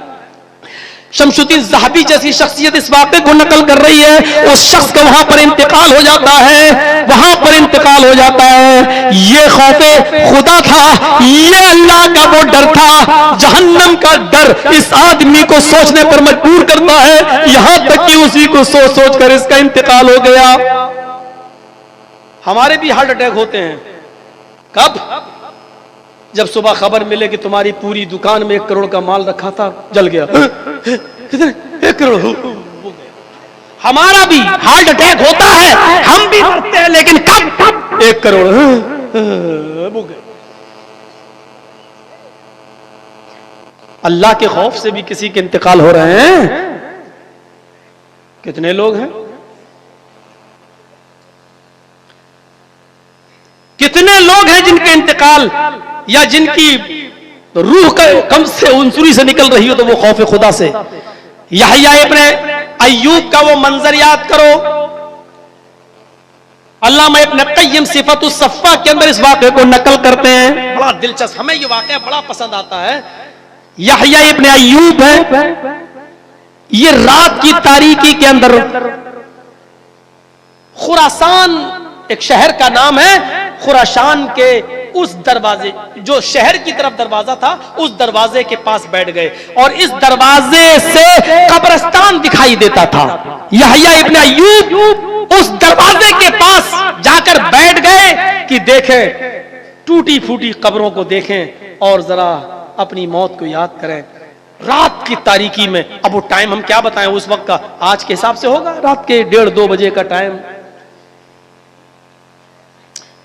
खुरासान के दरवाजे पर बैठ गए और वहां से कब्रिस्तान की तरफ जो रास्ता जा रहा था उस रास्ते पर बैठे और उस रास्ते से कब्रिस्तान बिल्कुल साफ दिखाई दे रहा था। उस कब्रिस्तान पर बैठकर टूटी फूटी कब्रों का मुशाहिदा करके अपनी मौत को याद कर रहे थे कि हमें भी एक दिन इसी जगह आना है। इतने में यहया इब्ने अय्यूब की नजर कब्रिस्तान में एक आदमी की ऊपर पड़ती है। जो रात के अंदर उसी कब्रिस्तान के अंदर दाखिल होता है, उसने अपने चेहरे को एक मोटे कंबल से छिपा रखा है और चारों तरफ से उसने अपना कंबल से अपनी बॉडी को छिपा लिया और सर से नीचे तक उसने कंबल से इस तरीके से ओढ़ा जैसे औरतें अक्सर घूंघट मारती हैं। उसने कंबल का कुछ हिस्सा अपने सर के नीचे गिरा लिया और ये कब्रिस्तान के अंदर दाखिल हो जाता है। जिस टूटी और फूटी हुई कब्र को देखता वहीं बैठ जाता है और रोना शुरू कर देता है और उसके आंखों से आंसू गिरते हैं। वो कंबल से आंखों के आंसुओं को साफ करता जाता है। यहया इब्ने अय्यूब कहते हैं कि मैं उस खुरासान के उस कब्रिस्तान के पास जाता हूं जिस कब्र के पास ये बैठा हुआ है कि चलूं और इस अपनी मौत को याद करने वाले अल्लाह के इस नेक बंदे से जाकर मैं भी इबरत हासिल करूं, इससे मुलाकात करूं कि ये कौन है। यहया इब्ने अय्यूब फरमाते हैं मैं चुपके से उसके पीछे गया और मैंने उसको पीछे से उसकी पीठ पर थपथपाया। उसने पीछे मुड़ के देखा, डर के कोई आसार उसके चेहरे पर नहीं थे, सिर्फ आंसू थे। जब उसने पलटकर मेरी तरफ देखा तो मैंने पहचानने में देर नहीं की, ये उस इलाके की मारूफ शख्सियत सादून थे। ये सादून थे। मैंने कहा सादून ये क्या है? हजरत सादून ने कहा यहया आओ तुम भी है और हम भी यहाँ पर मौजूद हैं, आओ और उस दिन को याद करें जब लोगों के नामे अमाल उनके हाथ में दे दिए जाएंगे। एक एक बुराई और एक एक नेकी उसके अंदर दर्ज होगी कबल इसके कि हमारे अमाल नामे हमारे हाथ में दिए जाएं और हमें खोलना पड़े। उससे पहले हम अपने गुनाहों की स्याही को धुल लें और इस जगह पर बैठकर अपनी मौत को याद कर लें। इन टूटी और फूटी हुई हड्डियों को देख कर याद करें ये हमसे अच्छे कपड़े पहना करते थे, ये हमसे अच्छी ग़िज़ा खाया करते थे, ये हमसे अच्छा सोचा करते थे, लेकिन आज इनकी हड्डियों के साथ इनके जिस्म के साथ ये क्या मामलात आए हैं। हजरत सादून ये नसीहतें कर रहे हैं। यहया इब्ने अय्यूब ने चीख मारी उनकी नसीहतें सुनकर और बेहोश होकर उसी कब्रिस्तान में गिर गए। हजरत सादून की चूंकि कुर्ते की आस्तीन लंबी थी, उन्होंने थोड़ा सा और निकाला और अपने आस्तीन कुर्ते की आस्तीन से उनकी पेशानी का पसीना पोंछने लगे और उनको होश में लाने की कोशिश करते रहे। थोड़ी देर के बाद यहया इब्ने अय्यूब को जब होश आता है तो हजरत सादून कहते हैं आए यहया आज खौफ खुदाबंदी से अगर तुम्हारी रूह कब्ज़ उनसरी से बर्बाद हो जाती, आज अगर तुम मर जाते, आज अगर तुम्हारा इंतकाल हो जाता तो तुमसे बड़ा खुश नसीब कोई नहीं होता, तुमसे बड़ा खुश नसीब कोई नहीं होता, क्योंकि ये रूह तुम्हारी खौफ खुदा की वजह से निकलती, अल्लाह के खौफ की वजह से निकलती। मेरे प्यारे साथियों इस तरीके से लोग वहां पहुंचकर अपनी मौत को याद किया करते थे, कब्रिस्तान में जाया करते थे और वहां जाकर अपनी मौत को याद किया करते थे। ऐसे ही अल्लाह के नबी ने नहीं फरमाया ज़ूरुल मकाबिर, कब्रिस्तान जाया करो, कब्रों की ज़ियारत करो, वहां जाकर तुम्हें अपनी मौत याद आएगी। बड़ी आलीशान कब्रों को देखकर मौत याद आएगी। रोजाना गुलाब का अतर छलका जाता हो, खूबसूरत चादरें चढ़ती हो, गुलाब जल और हर वक्त रौनक ही रौनक हो, दिन में भी रात में भी, तो हर आदमी चाहेगा कि मेरे मरने के बाद मेरा भी ऐसी कब्र बने। डर तो नहीं लगेगा कम से कम, लोग आते जाते रहेंगे, चिराग मोमबत्ती सब जलती रहेंगी, मौत तो ऐसी कब्रों को देखकर आती है। जरा तसव्वुर करिए आपका कब्रिस्तान कहां है, हमें नहीं मालूम, लेकिन आप अपने जहन को जरा उस कब्रिस्तान में ले जाइए। किसी के बाप उसी कब्र में दफन है, किसी की मां उसी कब्र में दफन है, किसी के बाप उसी कब्र में किसी की मां है। तुम गुलछर्रे उड़ा रहे हो, ऐशो इशरत में मस्त हो, दीनदारी के रास्ते तुमने छोड़ रखे हैं। तुम्हारा बाप तुम्हारी कब्र में तुम्हारी तरफ से एक दुआ का इंतजार कर रहा है कि मेरा बेटा कोई नेक काम करे कि उसकी बुरूदत मुझे मिले, मेरा बेटा कोई अमले स्वाले करे कि उसकी ठंडक मुझे मिले। गौर करो आज हम कहां पहुंच गए हैं। हम जरा तसव्वुर करें कि एक दिन हमें भी उसी जगह पर जाना है, हमारा भी वही ठिकाना है। और यकीन ना आए तो इसको इस तरीके से सोचो कि हजरत उस्मान गनी रज़ियल्लाहु ताला अन्हु के सामने जब जहन्नम का तज़किरा किया जाता तो उनकी आंखों में आंसू नहीं आते, जब जहन्नम का अजाब बयान किया जाता तो वो कभी नहीं रोते, जब जहन्नम की दर्दनाक कैफियत बताई जाती और जहन्नमियों को कौन कौन से अजाब दिए जाते, जब ये जिक्र होता तो वो कभी नहीं रोते, लेकिन जब कब्र के अजाब का तज़किरा उनके सामने होता तो वो रोते। लोगों ने पूछा, आए उस्मान ये क्या बात है, कब्र का दर्दनाक जहन्नम का दर्दनाक अजाब जब सुनाया जाता तो तुम नहीं रोते, आपकी आंखों में कभी आंसू नहीं देखे गए, और कब्र के अजाब का जिक्र किया जाता तो तुम रोते हो, आखिर आंखों में आंसू आ जाते हैं। तो उस्मान गनी ने जो जवाब दिया वो उनकी फिक्र आखिरत को जगाता है। क्या है, लोगों मैं कब्र के अजाब को सुनकर इसलिए रोता हूं क्योंकि कब्र आखिरत की मंजिलों में से पहली मंजिल है, आखिरत की मनाजिल में से पहली मंजिल है। इस मंजिल में जो कामयाब हो गया वो और मंजिलों में कामयाब हो जाएगा, और जो इस मंजिल में टूट गया, इस मंजिल में फेल हो गया, इस मंजिल में नाकाम हो गया, तो फिर आखिरत की सारी मंजिलों में वो नाकाम होता चला जाएगा। इसलिए मैं रोता हूं, ये पहली मंजिल है, पहली मंजिल।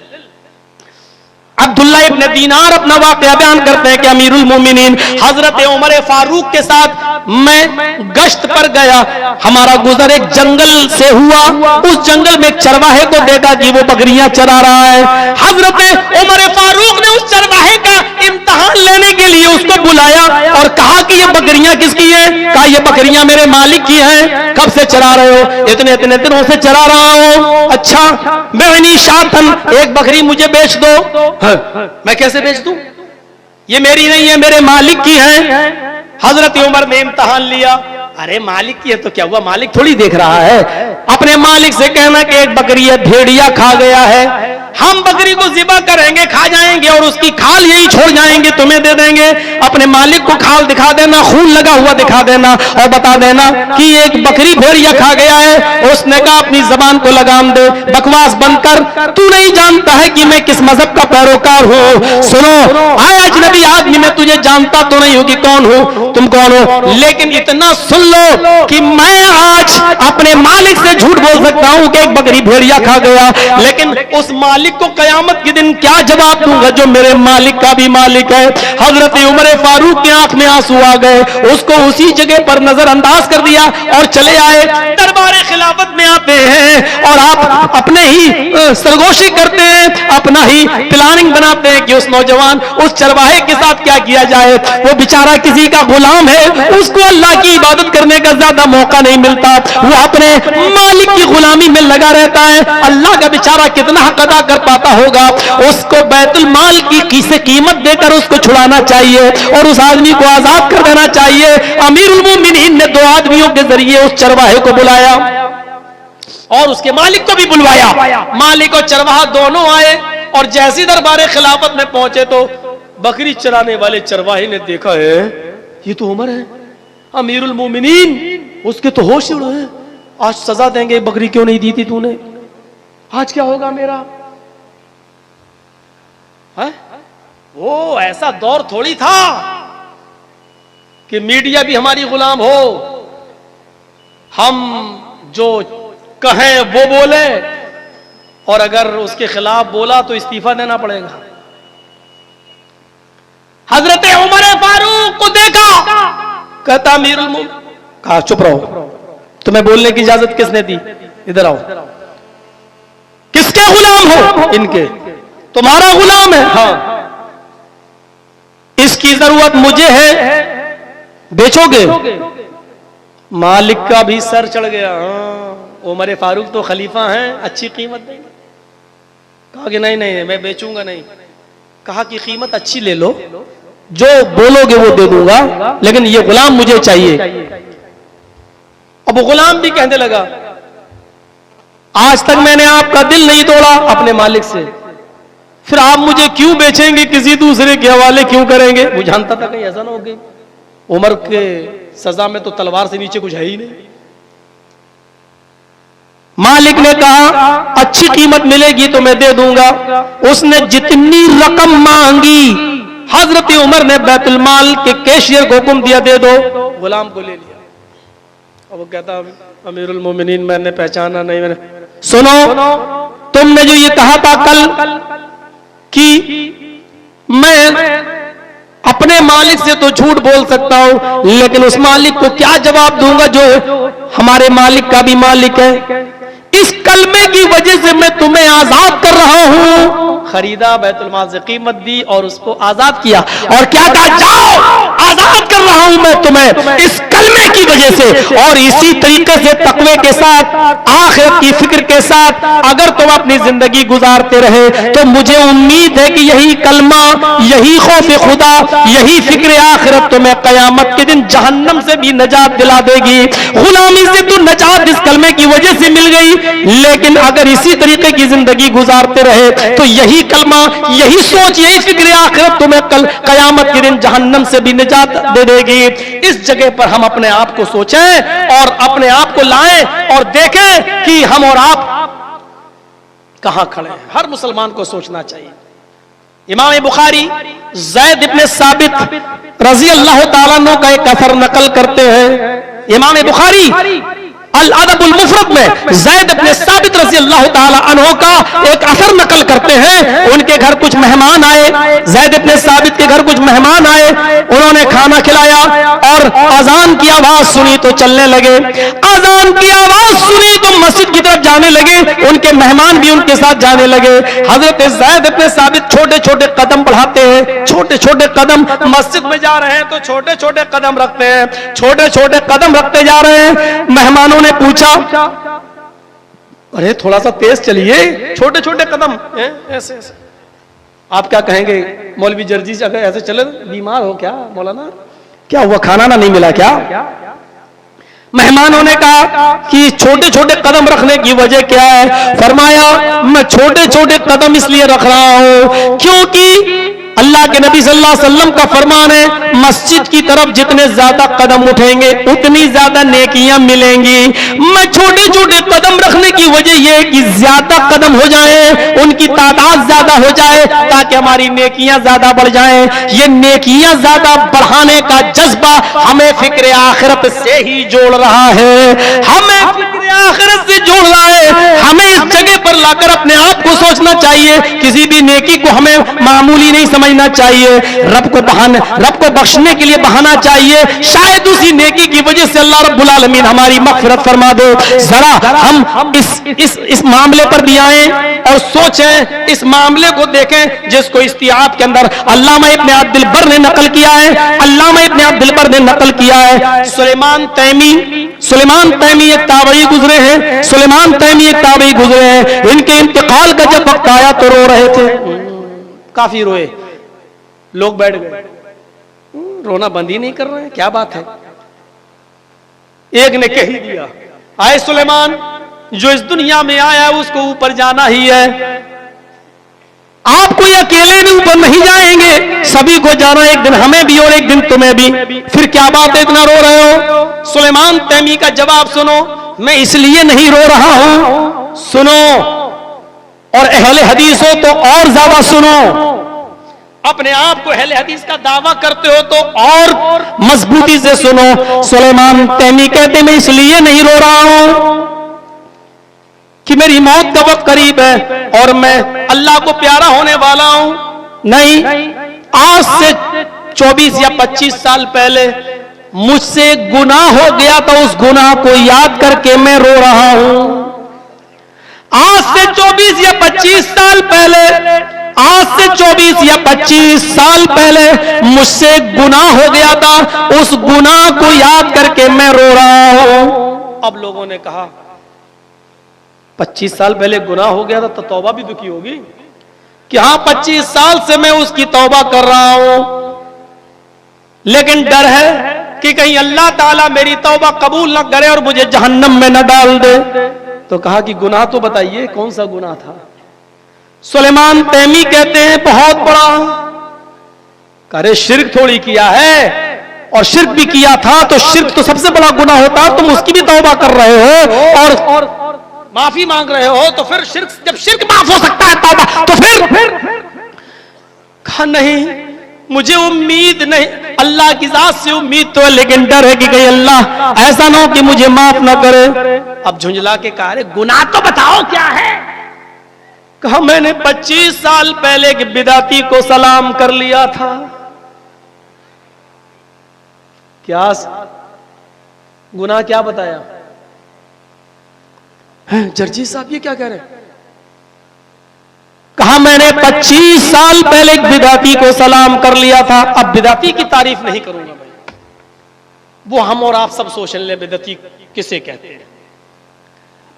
मैंने एक बिदाती से सलाम कर लिया था और नबी अकरम सल्लल्लाहु अलैहि वसल्लम ने बिदाती को सलाम करना मना बताया है, मना किया है, बिदाती को अपने घर में ठहराना हराम करार दिया है और बिदाती से ताल्लुकात रखने पर लानत फरमाई है। मुझे डर है कि कहीं अल्लाह मुझे इस गुनाह की पादाश में जहन्नम में न डाल दे। सलाम कर लिया तो 25 साल से रो रहे हैं। जिन्होंने अपनी लड़कियां बिदतियों को दी हैं, वो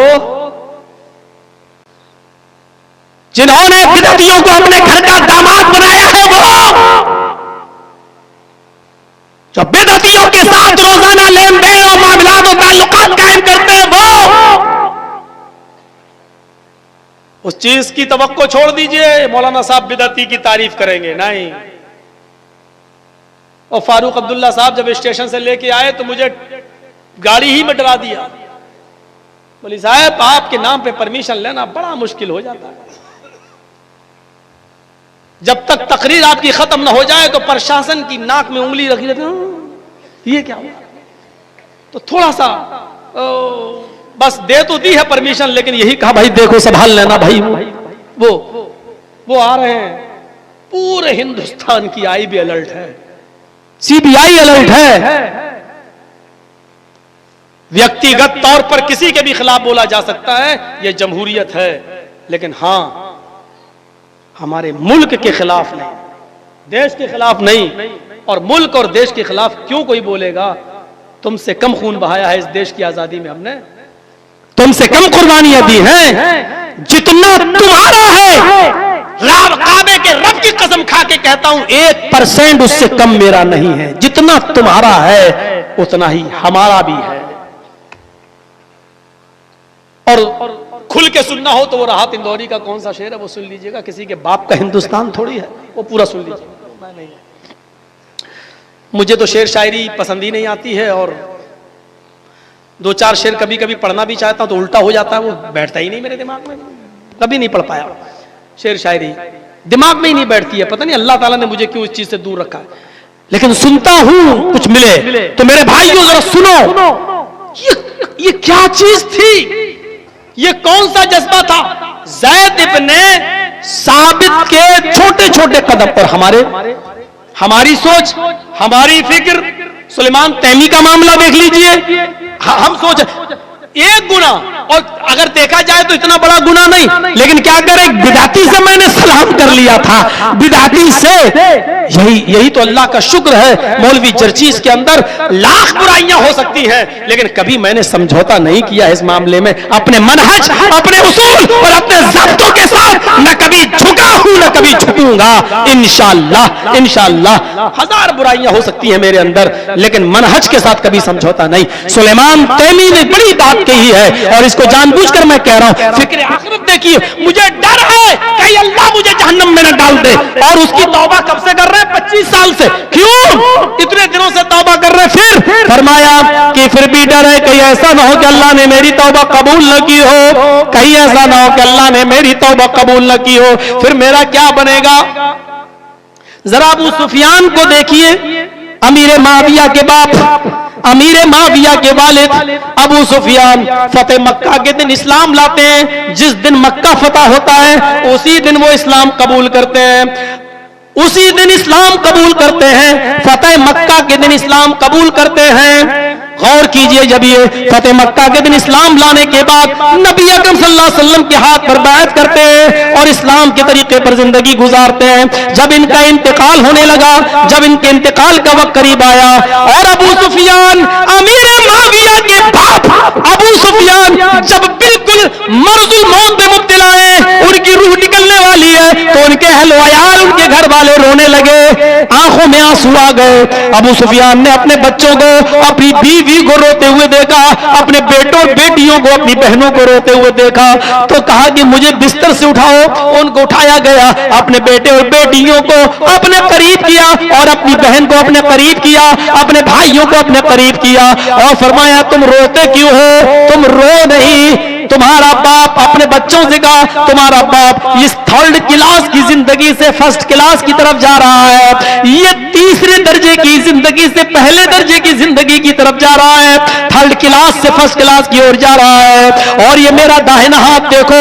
अबू सुफियान कहते हैं, अल्लामा इब्न क़य्यिम अल-जौज़ी ने तलबीस इब्लीस के अंदर इस वाक़े को नकल किया है कि इस मेरे हाथ को देखो, आए मेरे बच्चों, इस हाथ में फतेह मक्का के दिन, फतेह मक्का के दिन इस्लाम कबूल करने के बाद जनाबे मोहम्मद रसूलुल्लाह सल्लल्लाहु अलैहि वसल्लम के हाथ को छुआ है। मैंने नबी के हाथ पर बैत की है और जिस दिन से मैंने नबी अकरम के हाथ पर बैत की है उस दिन से लेकर अब तक मैंने कोई गुनाह नहीं किया है, कोई भी गुनाह मुझसे नहीं हुआ है। हम अपनी उन नेकियों की बुनियाद पर यह कह सकते हैं कि तुम्हारा बाप थर्ड क्लास से फर्स्ट क्लास की ओर जा रहा है, बकिया थोड़ी बहुत जो कसर है वो तुम दुआओं के जरिए पूरी कर देना, हमारे लिए जन्नत की और जन्नतुल फिरदौस की दुआ करते रहना।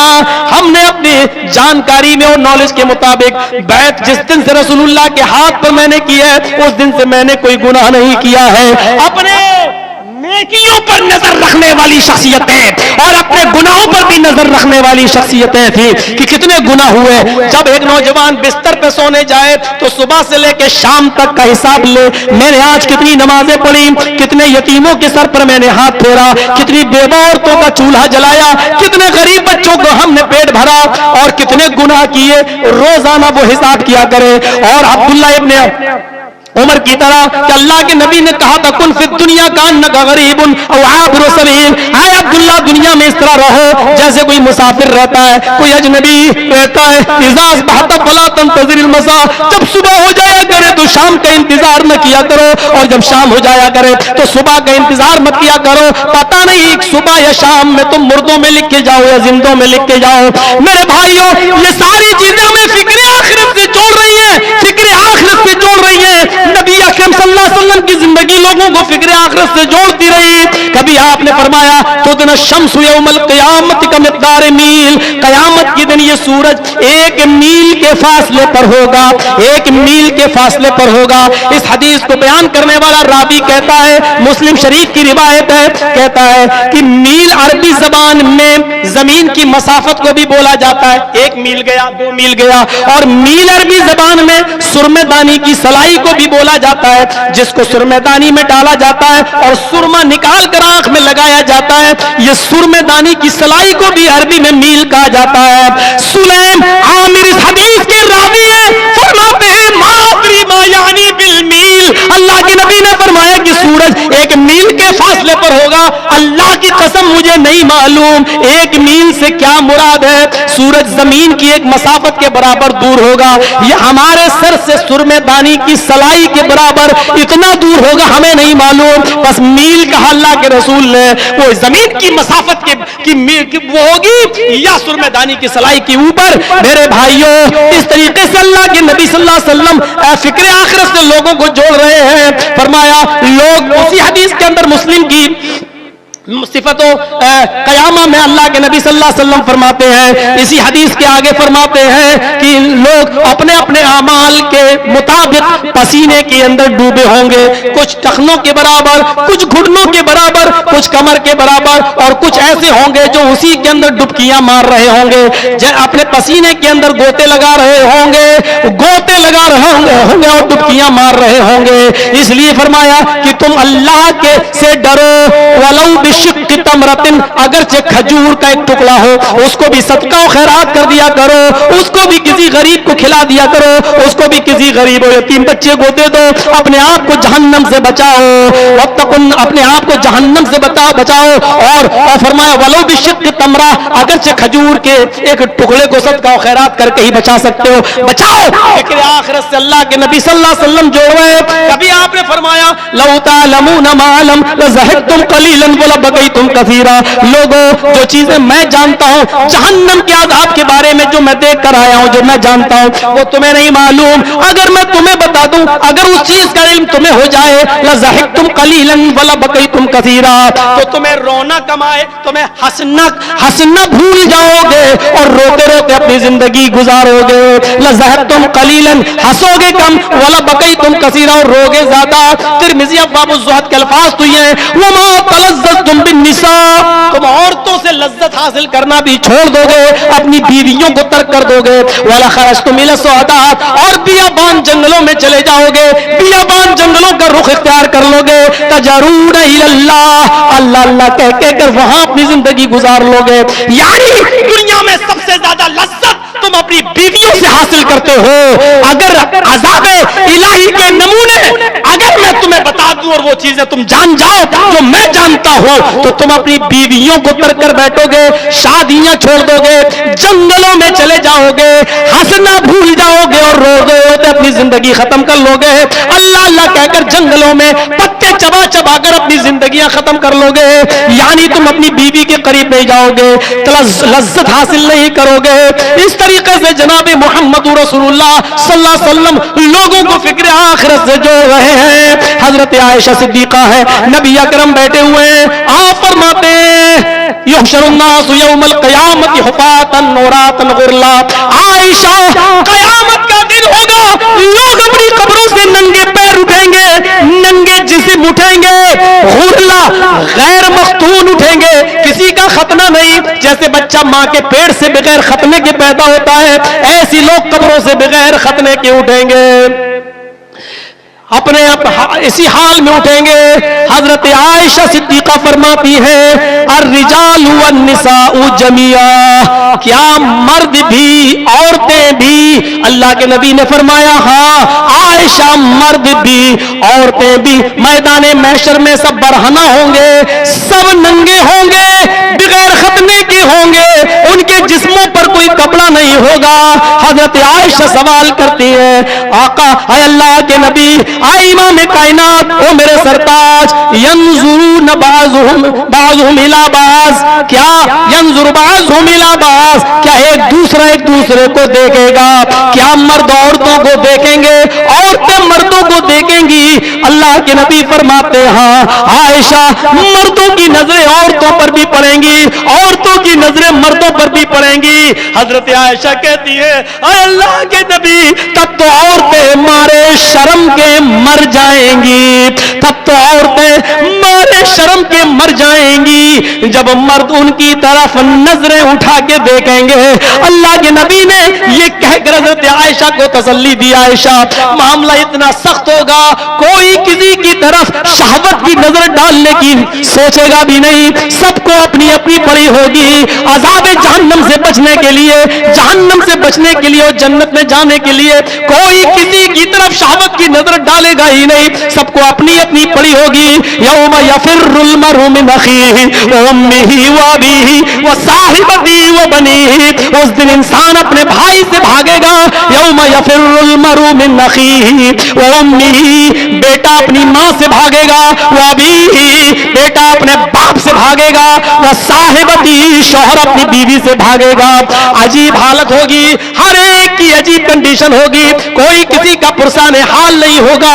शौहर की नेकियां तोली जाएंगी तो बीवी छिप जाएगी, कहीं मुझसे मेरा शौहर नेकी ना मांग बैठे, बीवी की नेकियां तोली जाएंगी तो शौहर छिप जाएगा, कहीं मुझसे मेरी बीवी नेकी का सवाल न कर बैठे, भाई की नेकी तोली जाएगी तो दूसरा भाई छिप जाएगा कि मेरा ये भाई मुझसे नेकी ना मांग बैठे, बहन की नेकियां तोली जाएंगी तो भाई छिप जाएगा, मेरी बहन मुझसे नेकी का सवाल न कर बैठे, भाई की नेकियां तोली जाएंगी तो बहन छिप जाएगी, कहीं मेरा भाई मुझसे नेकी का सवाल न कर बैठे। एक एक इंसान को अपनी अपनी पड़ी होगी। ये फिक्र आखिरत है। तो जनाब मोहम्मद रसूलुल्लाह फिक्र आखिरत से इतने मरूब हो चुके थे, इतने मरूब हो चुके थे कि वक्त कबल अज वक्त आपके चेहरे पर बुढ़ापा आ गया, चेहरे की ये झुर्रियां आ गई, खाल सिकुड़ने लगी, बालों में सफेदी आ गई। सहाबा अर्ज कर रहे हैं, अरे अल्लाह के नबी क्या बात है, आपके ऊपर कब लज़्वत बुढ़ापा कैसे, आपकी उम्र तो इतनी नहीं हुई कि आपके बालों में सफेदी आ जाए, आपकी उम्र तो इतनी नहीं हुई कि आपके चेहरे पे झुर्रियां आ जाए। लोगों ने आज खून का टेस्ट करके और टेंशन इलाज बताया है, ये बालों के सफेद होने का नजला या टेंशन, ये जितना ज्यादा होगा उतने जल्दी बाल। ये मोहम्मद रसूलुल्लाह ने ये मेडिकल साइंस 1400 साल पहले बताई है। फरमाया कि हाँ, मेरी उम्र इतनी नहीं कि कबल अज़ वक्त, पहले वक्त से पहले मेरे बाल सफेद हो जाएं, मेरे चेहरे पे झुर्रियां आ जाएं। लेकिन सूरह क़यामा ने, सूरह दहर ने, सूरह मुल्क ने, सूरह हाक़ा ने मुझे बूढ़ा कर दिया। कुरान की इन सूरतों ने मुझे बूढ़ा कर दिया। इन सूरतों में क़यामत का जो मंजर पेश किया है, इन मंजर के टेंशन में, इसकी फिक्र में और फिक्र आखिरत ने मुझे बूढ़ा कर दिया। मैं सोऊं तो कैसे सोऊं, आराम की नींद बिस्तर पे जाऊं तो कैसे सो जाऊं, और कैसे मुझे नींद आ जाए कि जहन्नम के अजाब का खटका है और जहन्नम की जासूस तपिश है। इन सूरतों ने मुझे बूढ़ा कर दिया। इन सूरतों ने, मेरे प्यारे साथियों, ये फिक्र आखिरत थी जो जनाब मोहम्मद रसूलुल्लाह सल्लल्लाहु अलैहि वसल्लम लोगों के दरमियान पैदा कर रहे हैं। 2 घंटे की स्पीच काफी है। 6 घंटा लेट आई है गाड़ी। जो गाड़ी 12 बजे आना थी इटावा में, वो सुबह 5 बजे वहां 5 बजे पहुंची। यहाँ आते आते 6 घंटे हो गई। कल की रात गई, आज की गई। तकरीर खत्म करके फिर बनारस भागना है। बनारस से उल्टा जहाज है मेरा।